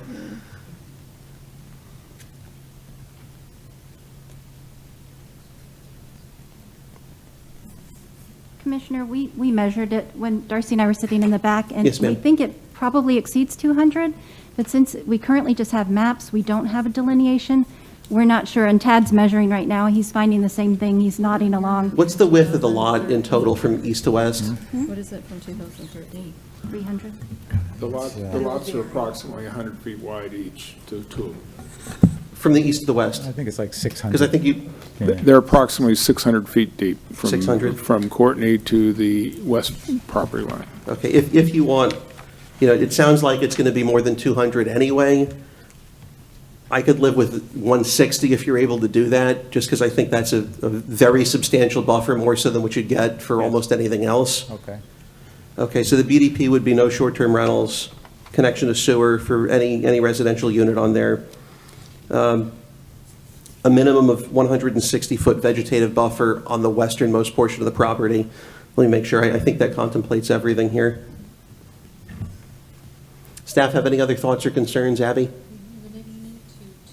Yes, thank you, that's a big one. So this would be limited to either 2 duplexes, 2 single-family homes, or 1 single-family home and 1 duplex. So that I don't agree with that being fair. If you really look at State Route 3, there is no other new construction, single-family homes. There are really there may be way up almost to the Space Center of a single-family home that fronts Courtney, but there's not any other single-family homes. They're all something different.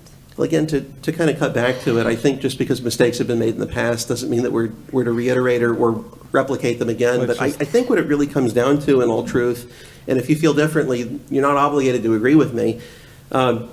With the wetland concerns that you have, you may not be able to get much more than that anyway. At one point, I had heard in one of these emails that came through, I believe it was, that there were 11 units that were at one point contemplated. I could not, if you put a gun to my head, figure out how to put 11 units on that property.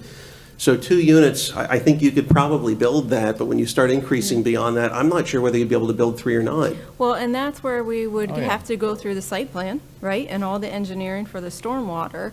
And that's where we're not asking for a variance for any of that. So I'd hate to restrict that now without exploring Well, that. here's the other thing. If you think that you have more usable space to build as far as to have the footprint or pad of a house, you can put up larger duplexes, or you can put up a large single-family, or 1 large single-family and a large duplex. Or Brian, So there's flexibility. almost 2 football fields, if you think about it that way. That's how big that property is, back to With a back. ton of it being wetland on the west. So if you So- don't want to agree to it, don't agree to it, but I see this as the way Why don't we go forward. with what P and Z said? RU24, 3 units per acre. That was a well-thought-out decision. Can we start with that? I just don't think it's compatible with that. So it's up to you. I would say no single family because that is not compatible. That is not Maybe compatible RU24 up with there a at limit all. of 2 units per acre then. Cut us right in half. So the RU24, if we were to go with that, what is the practical difference between that and the RA24 if we have these BDP conditions? It's primarily the product type, where we mentioned that it would be a townhome, and RU24, you get into more of the apartment complex, multifamily, condominiums, stuff like Okay. that. Yeah, I So don't know that it's that's, I it's gotta tell you, I primarily don't know that that's more- compatible. It's primarily It's just more the duplexes. ownership. So in the RA24, is there any designation as far as ownership, like that we would have to sell and create a homeowners association and everything like that if it remained owned under one entity? We don't have a zoning requirement for something like that, no, ma'am. No, under the RA24? Under the RA24, no. Not from a homeowners association documents. That's what you asked, right? Right, or like, one entity could remain as owner.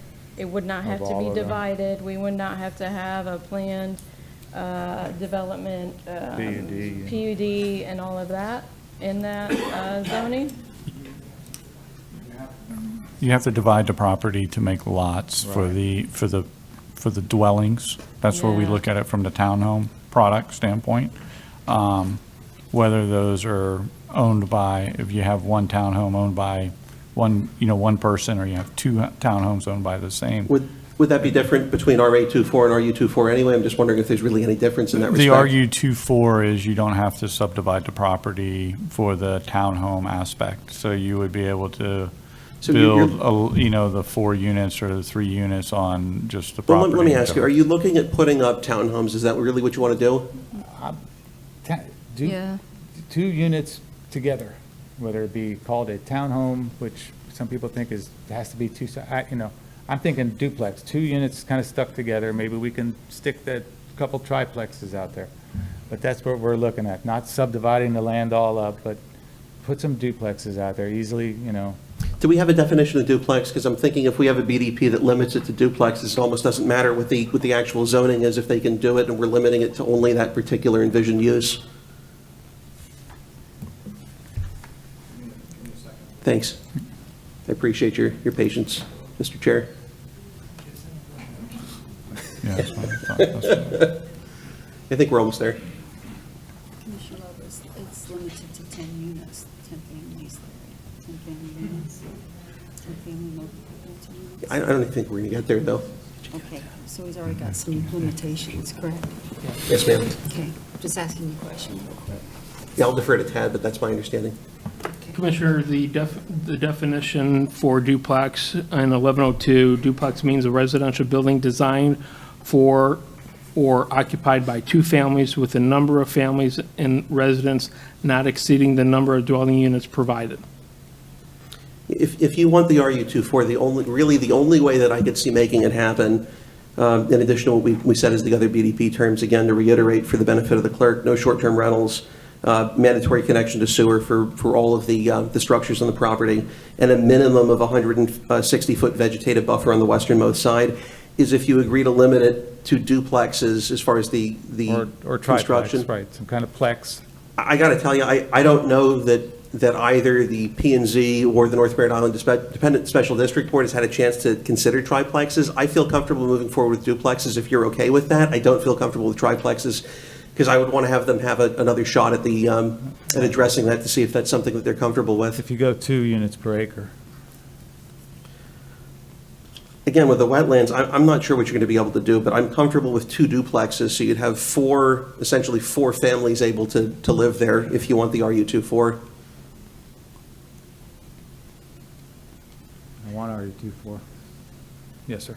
So, okay, just to be clear, and I want to make sure, just so that there's no ambiguity, the motion I'm going to make is to approve the rezoning to RU24 with the BDP, with the following conditions: no short-term rentals of anything on the property, so none of the duplexes, mandatory connection to sewer for any structure on the property, a minimum of 160-foot buffer a vegetative buffer on the westernmost side of the property. And then the only permitted construction type would be duplexes, and you would be limited to 2 duplexes. So you'd have 1 duplex, so 1 set of 2, and then another duplex, another set of 2. Or is that sufficiently clear, Abby? Commissioner Lou, I've got a question for you. Yes, sir. Your 160-foot buffer, that's where the wetlands are? Yeah, and I think we heard from staff that they probably are even further east than that. Right, So so 160 is pretty safe. I just want to protect them and define what a what a vegetative buffer is, because I don't want somebody to look at this when everybody's gone, and I'm saying 5 Yeah, years we're going down to the use road. Amanda's definition. And we don't want somebody to say, well, the wetlands aren't considered. Right, a- well, a- and that's, a vegetative buffer. So we don't want you to be forced to have the wetlands considered yeah. or not considered a part I of see the what buffer. you're saying, And yeah. That's and add, interesting. and have an additional 160-foot buffer. Thank In you. other words, if this is your 124 or 160-foot water, Yeah. we don't want somebody to say you have to have 160 feet of buffer, If you're- vegetative buffer on the other side If of you're that. So it comfortable- has to be included. Because here's what I'm thinking. I think Amanda gave us the definition out of our policies. I'm fine if they're okay with the BDP language, having staff work with them to come up with appropriate terms. If you want, if it's appropriate and permissible, Abby, I don't mind joining in that conversation so that everyone's on the same page, and that when this comes back to the board, there's not going to be any ambiguity as to exactly what's meant, so that we can hash that out without having, a whole bunch of folks waiting for other items. But if you're comfortable, I think we all understand what the intent is, and we'll just work on wording. In the wetlands. Right. Yeah, it's, Right. I envisioned it to include the wetland Right, area, and so it's that's a not very the good- wetlands and then 160 feet. I'm not looking at being unreasonable, and I think that's just the way to do Just it. to clarify, because, I don't want any trouble with the people behind me, but Sure. I can still put up a 6-foot privacy fence on my property line. Within that, well, let me ask, actually, what do you, I mean, is that a concern in terms of having a privacy fence on the outside portion of the vegetative buffer? I don't know that it's going to hurt anything. No, it's still on my property line, whatever, Yeah, we can talk about the language, but I have no objection to that. I think that's fine. Commissioner, can I ask for a point of clarification? You were talking about 160 feet of buffer, and I want to distinguish for just a moment between what is typically called a buffer in the county code and what you're talking about here, which I think is really more of a preservation area. You're going to preserve the existing vegetation in that 160 feet, or whatever the wetlands would wind up being, but 160 at the minimum. The reason I'm asking this is because it's heavily covered with pepper trees, and so are we going to be expecting them to remove the pepper trees or not remove the pepper trees? I just need to get a little bit of clarification as to what the intent is. Yeah, I was looking at having the pepper trees out. Whatever natives are there and whatever else doesn't need to be removed, I don't want them to rip it out to replant something that's foolish. But whatever natives are there, where, assuming it's necessary to supplement that to meet the definition of a vegetative buffer that we had read into the record a little bit earlier, I would just have them add to that. So the only thing that I'm envisioning being removed are the Brazilian peppers. And then beyond that, it was the 4 trees per 100 linear feet, was it? But can we even add trees into a wetland? See, that's, I don't want to agree to something that is then, we're not allowed to plant those plants in a wetland, So we can work with you on appropriate species for wetland planting? Uh-huh, okay. And just, And there might be if enough we need trees to. already. Right. Yeah, it may not be. I mean, when you're talking 160 feet, the bottom line is, my goal is to make it opaque. And if they can't see through, whether it's 6 trees more or 12 trees less, I don't care. It's just to accomplish the We'll goal get rid of of, those peppers. We'll pull all Right. those peppers out of there. I'd love to. So I want to be clear. If your wetlands is actually 200 feet, then you're not going to be required to do anything Right. except clear out the pepper trees. That's what I'm thinking. potentially. Because that's your buffer. Yeah, So it's potentially there may not, be so enough. let's not call it a vegetative buffer. Right, Let's no. call Keep it it a simple. natural buffer. Because I don't want the with- neighbors thinking they own it, which is what they're going to do. Any additional necessary to make it 200 feet. It's a huge buffer. Yeah, it Okay. is. Yeah. It's- So here, how about this? We'll call it in this case, I think, let's scratch what we did before for sake of clarity and just state it one time so that we're not on different pages here. So the BDP would be no short-term rental, connection of any structures that are on the property or that you build on the property to sewer, a minimum of 160 foot, should we call it a natural buffer? Or does that have some particular, is that a term of art? There with definitions. Is that okay? I don't want to create problems thinking I'm solving If you them. intend for it to meet the 4 trees per 100 linear feet, whether they're preserved or planted, then you could reference Appendix B of the Landscaping, Land Clearing, and Tree Protection Code, and that way it would be all spelled out. And also, I did hear you say opaque, so opaque to what height? Because typically we wouldn't have an opaque requirement in an instance like this. So I just want to make it clear It's so for dense, staff. I don't know that I'm going to make an issue over that. We I just think don't it's so know the dense. percentage of peppers, so we're not sure, once those are removed, how much planting will need to be done. Okay, so- Because we don't have a tree survey. so- Okay, and then in the BDP, if you're okay, let's say removing pepper trees within the buffer. Oh, yeah. And then obviously we said maximum, and I'm sure you're going to do the maximum, I would if I were you, of 2 duplexes on the property with the RU24. I guess the only other thing would be to switch that to townhomes and ask for 6 units, but Oh, please don't change it on me now. Please don't do that to me now. 5 units? If you guys can we live do with the 5? 2 duplexes, I think we can leave where everyone's not necessarily happy, but you guys are content and they're content, and we sort of treat this like a mediation where everyone doesn't get 100% of what they want, but everyone gets something. just don't know if that really flows on Courtney. I mean, there's a restaurant literally that is going in for permit 2 lots down from us. There's churches that have cruise ship parking now. I can tell you on my their- thought about cruise, my thoughts with respect to cruise ship parking, they're not positive. Well, I know, but the church is 2 lots north of us, I mean, Cruise so ship it's parking, not yeah. like we can build these big square footage, beautiful single-family homes or big, huge duplexes. Let me put it this that- way. My parents have lived in the same house since the mid to late 80s. They just had someone buy the next door property. The guy has crazy parties. He gooses the engine in his car constantly, or cars, I should say, constantly, to be showy as far as I can tell. And from what my parents tell me, that's not fun, but I don't want to replicate that for someone else 2 houses down. And I get what you're saying 100% with respect to there being a variety of uses on State Road 3. I see it every day. I was on State Road 3 a few hours ago, as I will be tomorrow again. I just think that there are some things that clearly will work, there's some things that clearly won't work, and there's some that are in the gray area. And I think that we're at a point where it clearly would work. And there may be some grumbling, and people may be upset for me working with you to this degree anyway, but I think I can justify this, look everyone in the eye, whether it's you guys or the folks over there, and say, hey, look, I think everyone walks out with something that's fair with this. Well, Brian, could we say, just one last time, in that RE24, could we just say 2 units per acre? And let me try The to. problem is with that RU24, there's such a variety of different permissible structures, I'm not comfortable with it for that With the other reason. BDPs, but as far as density goes, instead of, 2 duplexes, 2. Well, if you want to do 2 single-family homes, I can live with that, I or don't 1 wanna do- single-family home and 1 duplex, I could live with that. I think the combination of single-family homes and duplexes doesn't matter to me, but it's really those 2, I Yeah, I can don't tell you, wanna I feel do- are consistent with the area. So you wouldn't agree to 2 units per acre, where planning and zoning was 3 units an acre?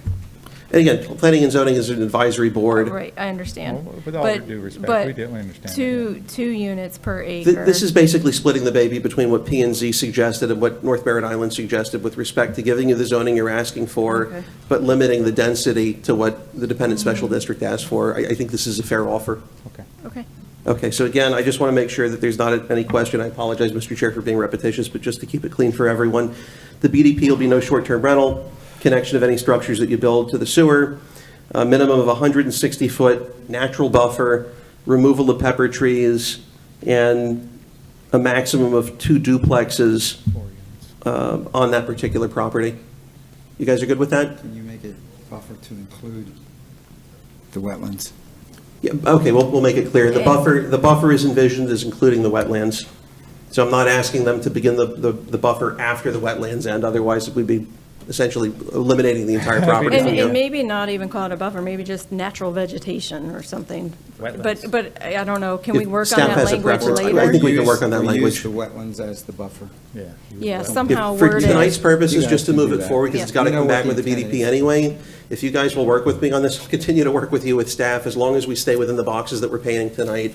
I think we can tweak the language with respect to the particulars of the buffer between now and when it comes back.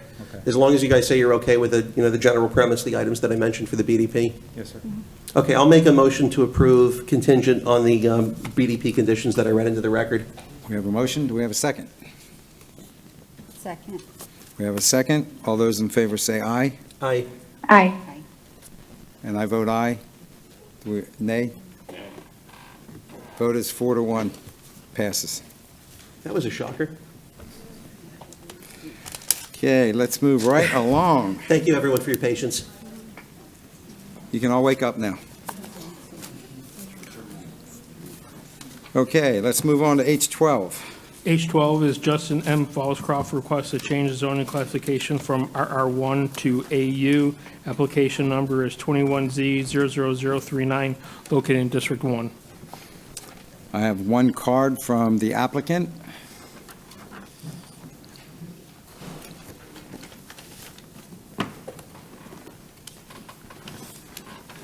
Hello, I'm Justin Falscroft. My address is 3000 Friday Lane, Cocoa, 32926. Hi, sir. May I jump in? Sure, absolutely. You're getting ready to do some horses on the property and some Well, other the idea structures? was just to build a structure. I mean, the horse thing was just, I think it's great. It's a great fit. I know staff had talked to you because we always have a concern about a Yes, ma'am. certain type of overnight stays on it. So I think with everything you said you wanted to do, if you're agreeable to doing an AUL and then a BDP, just saying we're not going to do agritourism, I'm good to go. oh, good. No, it's no problem for me at all. Okay, I make a motion to approve it with that With AUL? criteria. You girls had those restrictions? AUL with a BDP restricting agritourism. Okay, we have a I'll motion. second We you. have a second. All those in favor say aye. Aye. Aye. Aye. Thank you. And I vote aye. 5-0, passes. Thank you for your Thank you. patience. No problem, thank you. H13.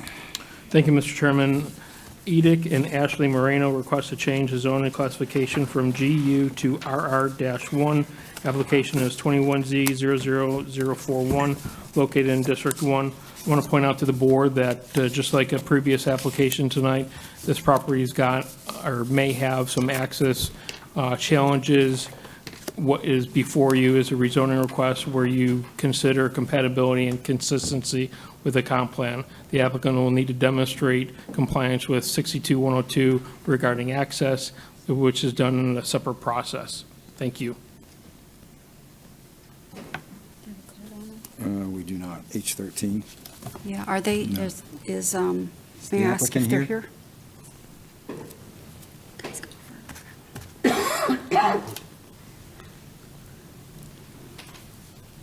I just would like to get this on the record for you. I'm going to agree to the zoning change, but you do have a landlocked situation, so you guys are going to have to work to maybe purchasing some property from someone so that you can get a flag lot out there or get creative with some way to get there. We have this happening to bid up there with landlocked property, so I just want to make you aware of that and get it on the record for you. But I'm going to make a motion to approve your zoning. Understood, thank you. Thank you. Ma'am, what's your name? Ashley Moreno. We need to get her to sign a card. If you would just fill out a card real quick so Yeah, we back have at your name that out there. table back in the corner. That'd be great. Please He's laughing about it. fill too. out a card so we have a Okay. record of you being here. Will do. Thank So I you make so a much. motion to approve. I'll second it. We have a motion and a second. All those in favor say aye. Aye. Aye. And I vote aye. Passes 5-0. H14. This will be another fun one. Yeah, I think. Commissioners, item H14 is a request for the Board of County Commissioners to adopt the 2017 Evaluation and Appraisal Report-based amendments to the county's comprehensive plan. The Florida statute requires that every county and municipality evaluate their comprehensive plan every 7 years. The adoption of the proposed ordinance in this package would allow staff to complete the 2017 plan update. Just a couple of things here about what's included. Everything in this ordinance that's being proposed as an amendment has either been previously approved by the Board of County Commissioners as part of the December 2017 Evaluation and Appraisal Report transmittal to DEO package, or is current language in our comprehensive plan that was mistakenly omitted from that transmittal package, and we're asking for it to be included in, with the exception being, and the only new language that is for the board's consideration tonight, are the 13 new coastal management policies relating to the perils of flood, which are address the deficiencies identified by DEO in their objections, recommendations, and comment report. These policies that we've brung to you tonight are a collaboration of various agencies, counties, department, the Central Florida Planning Council, and a state-funded grant through the Department of Environmental Protection, Florida's Resiliency Coastline Program. If you have any questions, we're happy to answer them for you. Thank you. Commissioner Pritchett? Thank you, sir. I just want to say I'm going to support the staff's recommendations. We got a lot of emails, but I know this is specific to what you're asking us to qualify. We got some emails. I totally get it, that they shall develop mechanisms to evaluate and should develop, so they're going to do it. I think, though, when we start getting into the shalls, we start entering into an area where we could have some complications later, some unforeseen consequences. So I agree we should be very aggressive on working towards these things, but I'm going to support the staff's recommendation this evening. That's what I wanted to say, Mr. Chair. Commissioner Lober? I'm going to support most of staff's recommendations this evening. I did send out a memo to all the folks up here. The clerk's got it. It's going to be set in this evening's meeting minutes. So if anyone wants to review it, it'll be available along with the meeting minutes. There were some changes that I had asked to be made, and this is not necessarily exactly what folks were requesting in email, but I think it clarifies things and puts everyone on notice. There was one change that staff had requested that I consider with respect to my suggestions. I'll give you my suggestions first, and then I'll give you their suggestion, which I'm amenable to, as far as altering what I had suggested changing in their language. So the two items I'm looking at are Policy 14.6 and Policy 14.9. Whereas the way that it currently reads, I'm not going to read the whole thing just in the interest of time. It says presently reads, the county should develop mechanisms to evaluate, so on and so forth. I struck out should and included the word must. And then at the end of that sentence, I changed it to where it reads low impact development. I added unless it can be clearly demonstrated that, and then I have a colon instead of a period. Then I have 5 different criteria. There's a little a, it says strict application will be contrary to the public interest. B, the public values being protected are insignificant and strict application will result in an excessive hardship to the project. Little c is strict application will place an excessive hardship on the project, and an alternative action is available which is equal to or superior than the original requirements in reaching the policy's objective. And D, the activity is not financially feasible for the local government. Staff had requested that I consider changing the and at the end of little c prior to D to an or. I'm fine with that. With respect to Policy 14.9, the changes that I proposed in the memo, again, I'm not going to read the whole thing here, where it talks about the county should encourage nature-based design. I changed should to be must, so should is struck through. I added the word must, and then at the end of that sentence that ends in future flooding impacts, I moved the period and made it unless it can be clearly demonstrated that, colon, and I put the exact same language I just read through the A, B, C, and D. And staff again asked if I would consider, instead of an and at the end of little c prior to D, making that an or. That's my suggestion. I'm fine with that as far as making the two ands ors. If folks are amenable to that, I'll go ahead and make a motion at the end of this to adopt that language that I've read in with respect to 14.6 and 14.9, otherwise adopting everything as staff has recommended them. Okay, we have 10 cards. Mary Hilberg. Okay, your husband passes? Okay, very good. John Chanson. And next we'll have Phil Bernardo. Is Phil still here? Yes, he is. Oh, okay. Good evening, Commissioners. Thank you for hearing my concern. The first principle in writing any agreements or regulations is never should on yourself. Cute. It's pretty good, wasn't it? Point well taken. Okay, and After Phil, we'll have Dr. Lisa Soto. That's a hard one to follow. Anyway, I was just going to speak just as a long-term resident of Merritt Island and watching the Indian River Lagoon slowly die and seeing it in the paper, record numbers of manatee deaths, fish kills, red tide, all of that. And I was just saying, that mandating things versus recommending things, and Commissioner Lober's recommendations, I think he's really kind of agreeing with what I was going to say, especially the policies 14.6, 14.9, and don't shit on yourself. Yeah, that's a good one. Thank you, sir.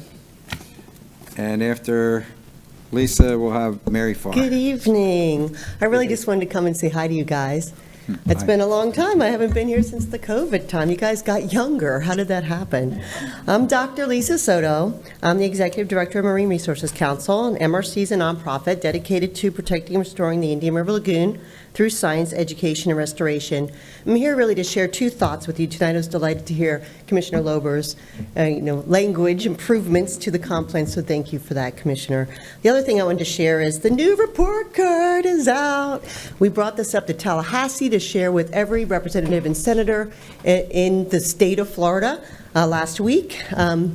Wish I could say it was well received. They've been mailed to you. We still got a lot to do. I'm not going to tell you what the grade is.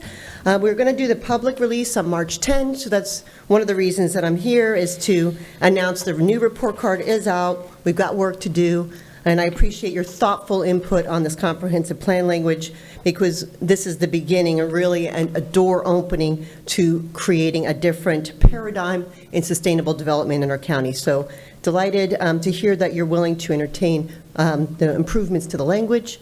And if you haven't got a report card, I have some to give you tonight. And I don't really have to say anything else, because you've already addressed the two policies that we were most interested in seeing a change in the language. So thank you. Thank you, and thank you. Is Maureen Roop here? He'll be after Mary. Good evening, Commissioners. I'm Mary Spar. Excuse me, but I only have 1 minute and 15 seconds. Is it possible to? Probably give her the 3. We'll fix that. Thank you for being so attentive. Okay. I'm speaking for Sierra Club. Brevard County is working hard to restore the health of the Indian River Lagoon with many excellent projects that are part of our Save Our Indian River Lagoon, or SORL, project plan. These projects cannot do the job alone.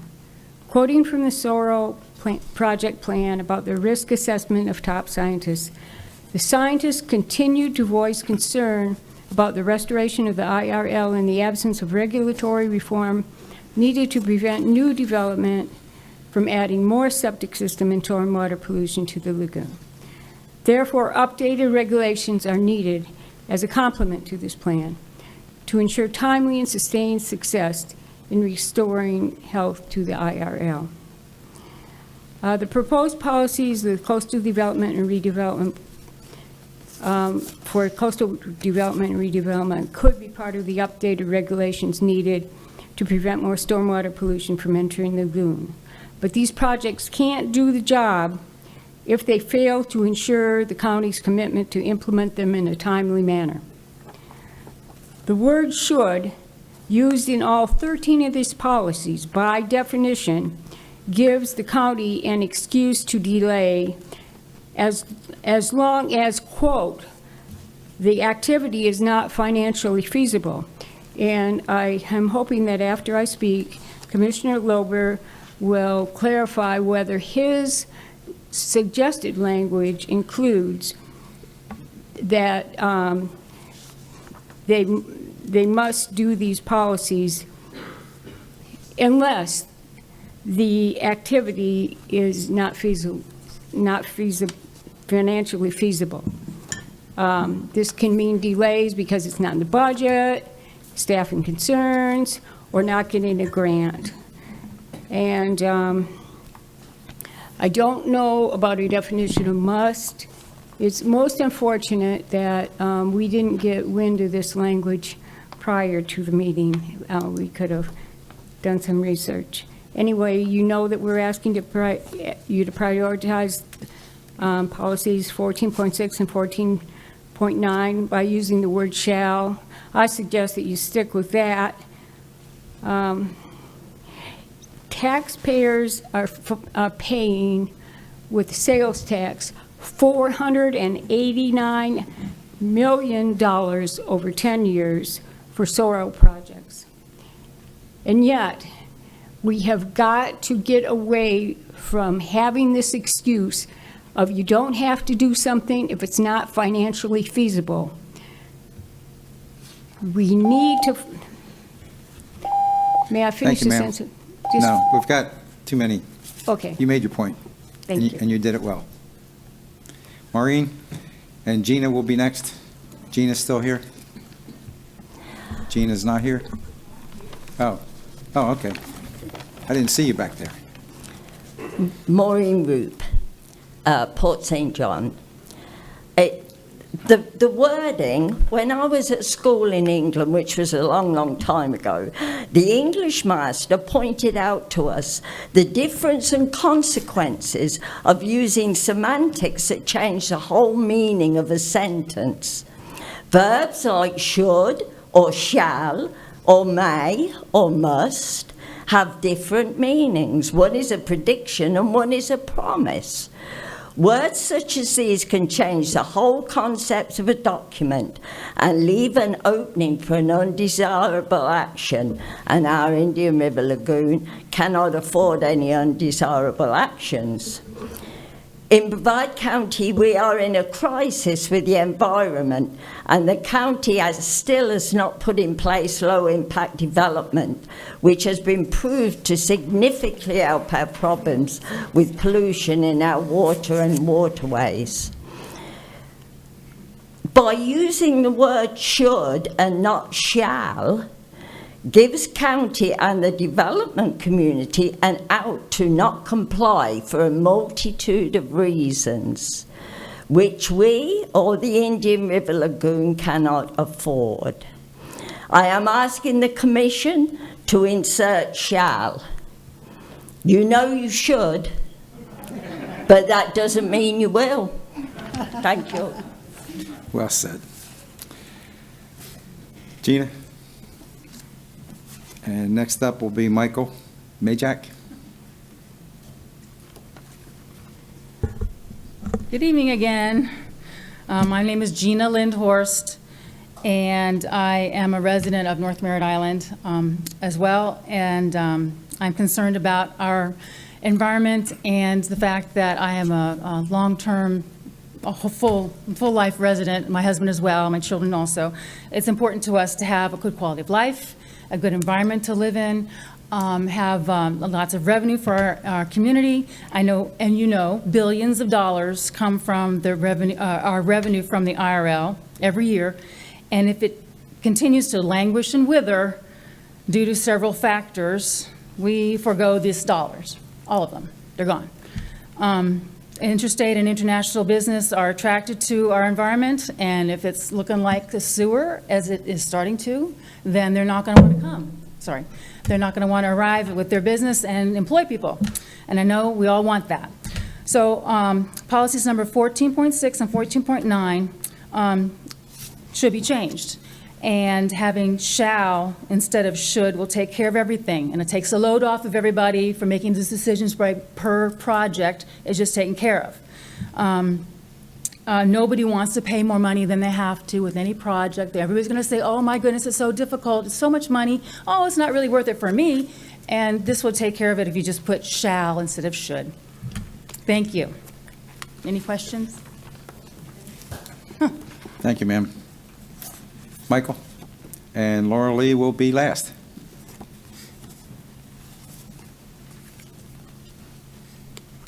Hello, I'm Michael Majak, Alpine Lane, Titusville. John, I think you're the only one here that I recognize from the times that I used to be here. A lot of times. We fought off a landfill, if you remember, back in the 90s.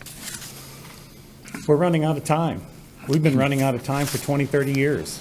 We've been waving the banner, but nobody seems to be listening. Our development practices continue. We tend to put more and more density in smaller and smaller areas, and our environment simply cannot withstand it. At some point, we're going to run out of those resources. Water resources, we're looking at running out in another 20 years. Surficial and aquifer water will no longer be able to accommodate new people moving in. So says the St. Johns River Water Management District. The time for coulds and woulds are past. We've lost 20% of our manatees.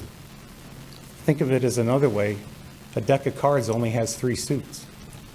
We've lost 20% of the people on the planet. We would be talking about 2 billion people. That's what's happening in our lagoon right now. We are out of time. We need this to be a shall or a must. I could care which. Both will do the same thing. Please help save our lagoon and make this a priority. Thank you. Thank you, Michael. Laura Lee?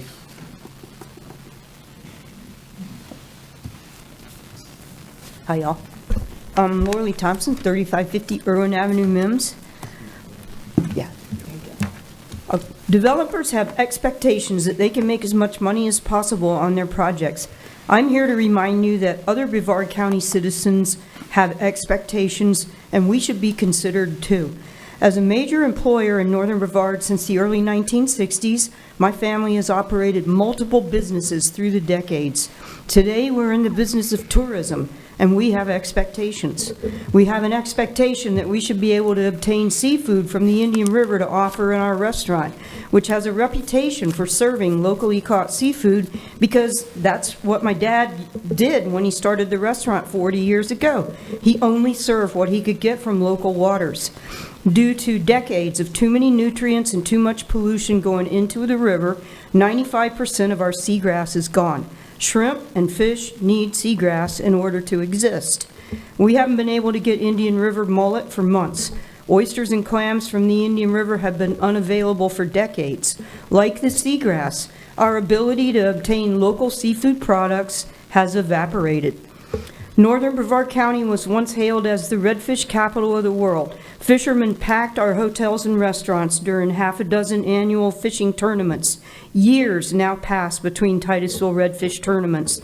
As operators of a tourism business, we have an expectation that the river should be healthy enough to support the lucrative fishing tournaments once again that used to be so prolific here. We have an expectation that there should be plenty of healthy manatees and dolphins for our visitors to enjoy.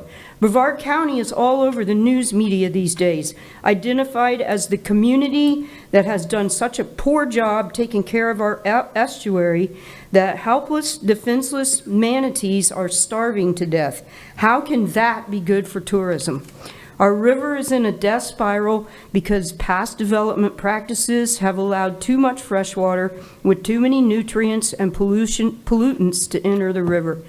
Updated regulations are needed as a complement to the Save Our Indian River Lagoon plan to ensure that your constituents' tax money is spent wisely for timely and sustained success in restoring health to our damaged Indian River Lagoon.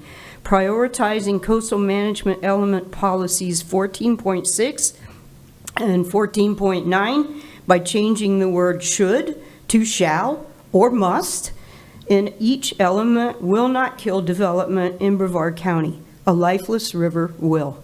Thank you. Mr. Chair, if I may, I just have a housekeeping item. For those speakers, if you did not sign in, if you can come over to this podium and sign in, this gets sent up to the state as part of the review. Thank you. Okay, commissioners. Commissioner Pritchett. Thank you, sir. I beat Commissioner Lober. You did. I know. It's not very often. Commissioner Lober, I have an apology to make here. I should have known you being a lawyer, you had the unless in there that would, under certain circumstances, that there's a way to do something different. Again, when you read through this, must encourage, shall encourage, I don't think it's a lot of difference. I'm fine with the must on that because you put that there, that will help that.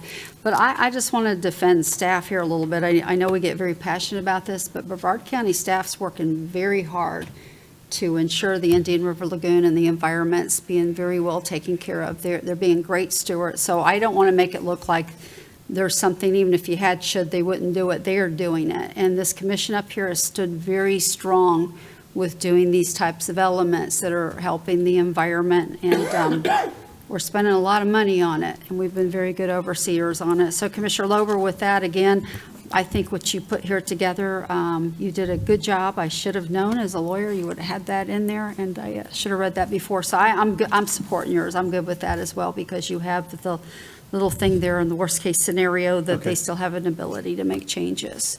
And we should encourage people, so it's all good with me. Mr. Chair. Yeah, I was just going to say, as far as any questions for the clerk's benefit for typing this up, the only change from the memo that was sent out on both bolded portions that are basically carbon copies of each other, A, B, C, D, at the end to see where it says and, it's to read or. Staff raised legitimate concern with respect to that. I agree with them. I have no problem with that. So otherwise, the only other thing I'll put out there for clarity's sake, because I don't think I read this portion in, with respect to policy 14.9, I kept the follow-up language saying such adaptation strategies may include, and then it goes through A, B, C, D, E, F. That's still left in there. I don't think there's any reason to take that out. But the language that I mentioned, I added. That's the only language I've added. There's nothing hidden on the memo other than that. And the language that I struck through, I think the only words that were struck through were the two shoulds, and then I moved the period at the end of those sentences.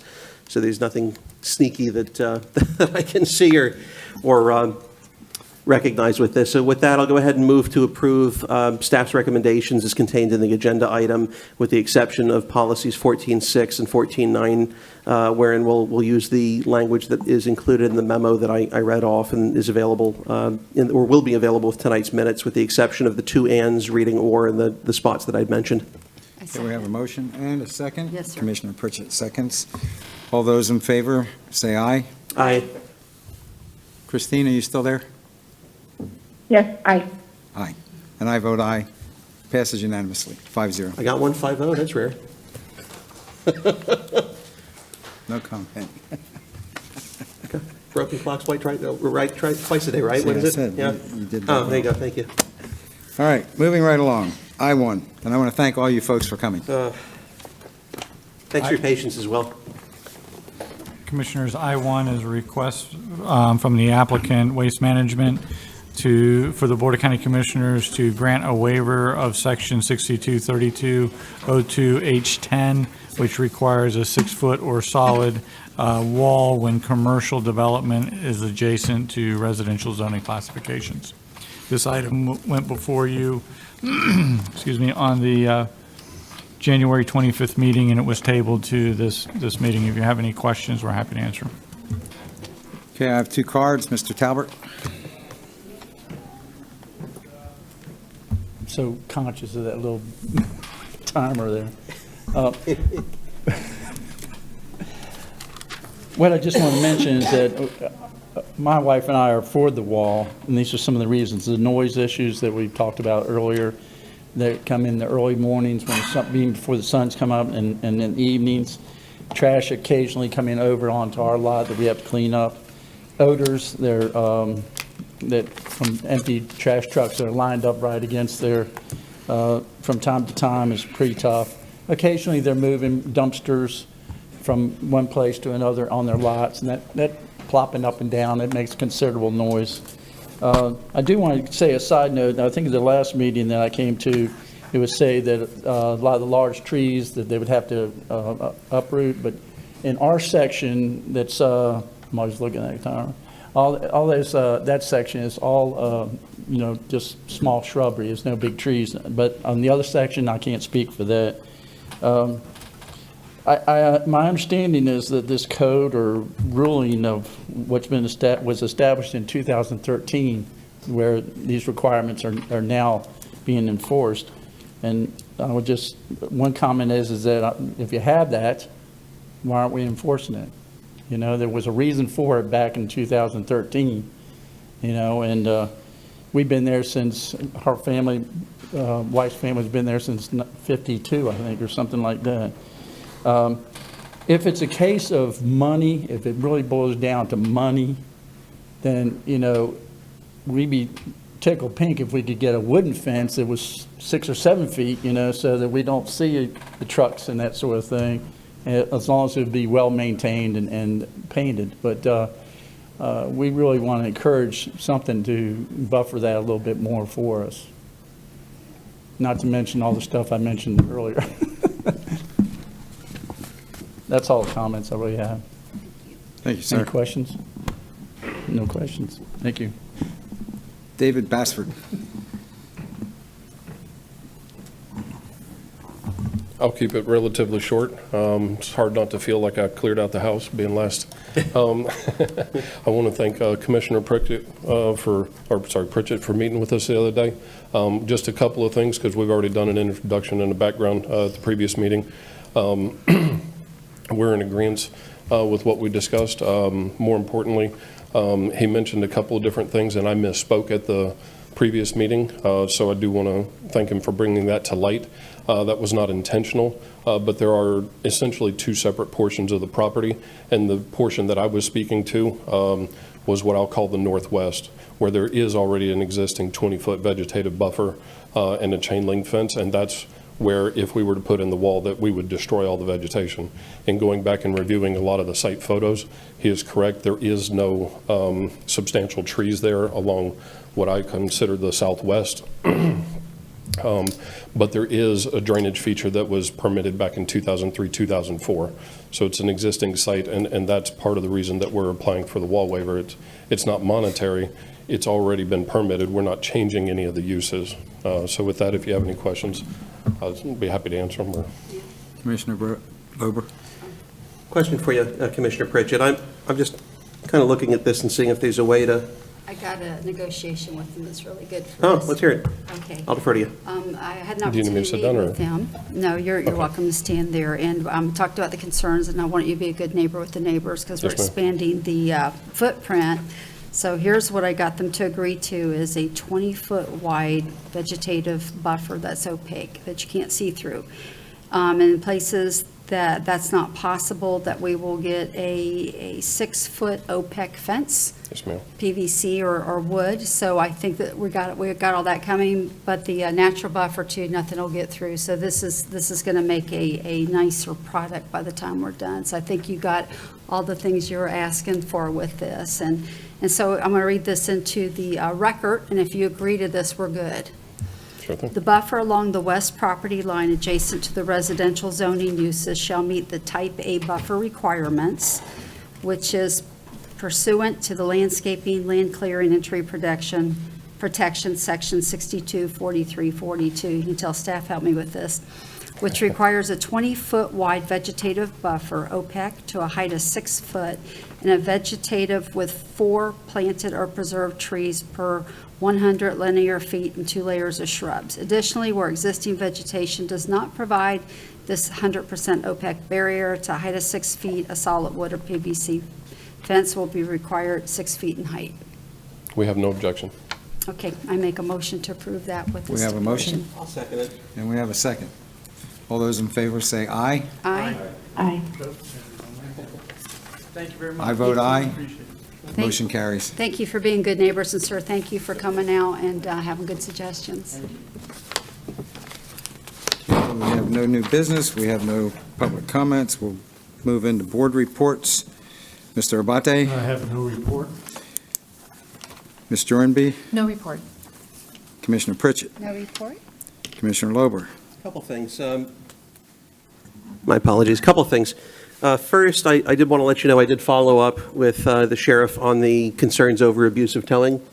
At this point, I just asked for a little more time before we have that addressed by the board. He's had Laura Moody, his staff counsel, reach out to Abby, as I understand it, and they're working on crafting some language to address some of the concerns.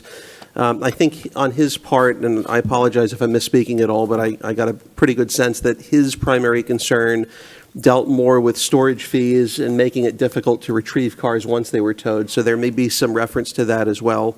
That's the first thing. The second thing And I'm not asking anything other than if folks here are inclined to hear this at a future meeting. If you're not at all, leave it alone. If you're inclined to hear an action item later, hopefully I'll get with staff, or we'll get staff directed to work on this, to bring us a couple options at a subsequent meeting so it can be noticed and discussed at greater length. But in our land development code, Section 3694, and I'm just putting this on for the record for anyone that wants to pull this later, little c as in Charlie, 3b as in Bravo. And I'm just going to read the pertinent part. Wetlands proposed for impact shall be assessed using methodologies established in the countywide wetland study prepared BKI, I think it should be prepared by BKI Inc., Consulting Ecologist, September 30th, 2013, to determine if they meet the criteria of high-functioning wetlands or landscape-level wetlands. And here's the kicker here. Impacts to high-functioning and landscape-level wetlands shall be prohibited unless the proposed impacts are found to be in the public interest, and it goes on. I had a developer come in who has an interesting project in my district. I think that may or may not work at the end, depending on how we interpret certain things. But his contention was essentially impacts to high-functioning and landscape-level wetlands shall be prohibited, would require the impact be to both high-functioning and landscape-level wetlands. I think there's an argument to be made that it could be read either way. I think if you look at some of the context, there's a better argument to it being read as or, kind of like saying arson and murder are illegal. Doesn't mean that arson isn't illegal on its own, or that murder isn't illegal on its own, but you can list it with greater clarity if you say arson and / or murder are illegal. With this, I think if we take staff's current interpretation that it really functions as an or instead of an and, we could simply change it with a couple of words being added to impacts to either high-functioning or landscape-level wetlands shall be prohibited. So we take out the word and, add the word or, and we'd insert the word either between to and high. In the alternative, if we wanted to go the other direction, if we didn't agree with staff's interpretation, we could say something along the lines of impacts to both high-functioning and landscape-level wetlands shall be prohibited, and then we can further specify impacts solely to high-functioning or solely to landscape-level wetlands shall not be prohibited. Either of those or anything that's closely similar to that, I think would work, but I think having that ambiguity in the land development code just opens us to potential arguments from folks down the road, and I think we need to pick a side and essentially take that as our position moving forward. So if folks are inclined to hear that at a subsequent meeting, I would just ask staff to bring us an item clarifying that, not necessarily in either of the ways that I proposed, but just to give us an option, essentially reading it as an and another option essentially reading it as an or that would serve to clarify that section. Very good. You know, I mean, is that something that you'd be amenable to hearing? I'm not hearing any no's. All right, so if staff, I don't know if you're, Abby and Frank, is that good for you to bring something back, or do you want a formal motion, or what would you like? Whatever y'all want. Oh, yeah, if the board wants to. If that's the board's desire, yeah, we can bring that back, absolutely. Or at least send out the information again so we can read it. Okay. All right. Okay, I'll leave it be at that then. So we can send information out. I think it was an item with natural resources, so we can prepare something and have that put together and send that out. I appreciate it. Thank you. That's all I got. Thank y'all. Commissioner Tobias. No report. Thank you, sir. Okay, I just wanted to let everybody know that my staff and myself have taken a pretty deep dive into these requests regarding storage fees and towing. Some of the storage fees seem to be excessive, and we found that if you have your car towed and you ask the impounding yard to get your car, they have 1 hour to get you your car. We have had numerous people reach out to our office and inform us that if they have their car impounded on a Friday evening, they're told they can't pick it up until Monday, which incurs 2 more days of fees, which is unfair, one, and illegal. The problem I have, and there's other things too, lack of cleanup after an accident. There's a litany of things. But I think the primary problem is that we have a problem of enforcement. People don't know what their rights are. If you have your car towed and somebody charges you an excessive amount, you don't really care. You're not going to take the person to court, the company to court. You just want your car back. So if it's $200 or $300, and that's not fair to the public. So I think this is something that we really, really need to look at and look at deeply, because this has been going on for a long, long time in this county. So we will get back to you as well. And with that, meeting is adjourned. Commissioner Tobias. He did. He said no report. Oh, Commissioner Zonka, I'm sorry. Are we on adjourn? You already adjourned the meeting, but it's No, okay. I unadjourn it. No, I didn't have anything. Okay. We miss you. Thank you. Yeah, I'd much rather be there. You did a great job. Thank you. Okay, now the meeting is Thanks, Kurt. adjourned. There you go.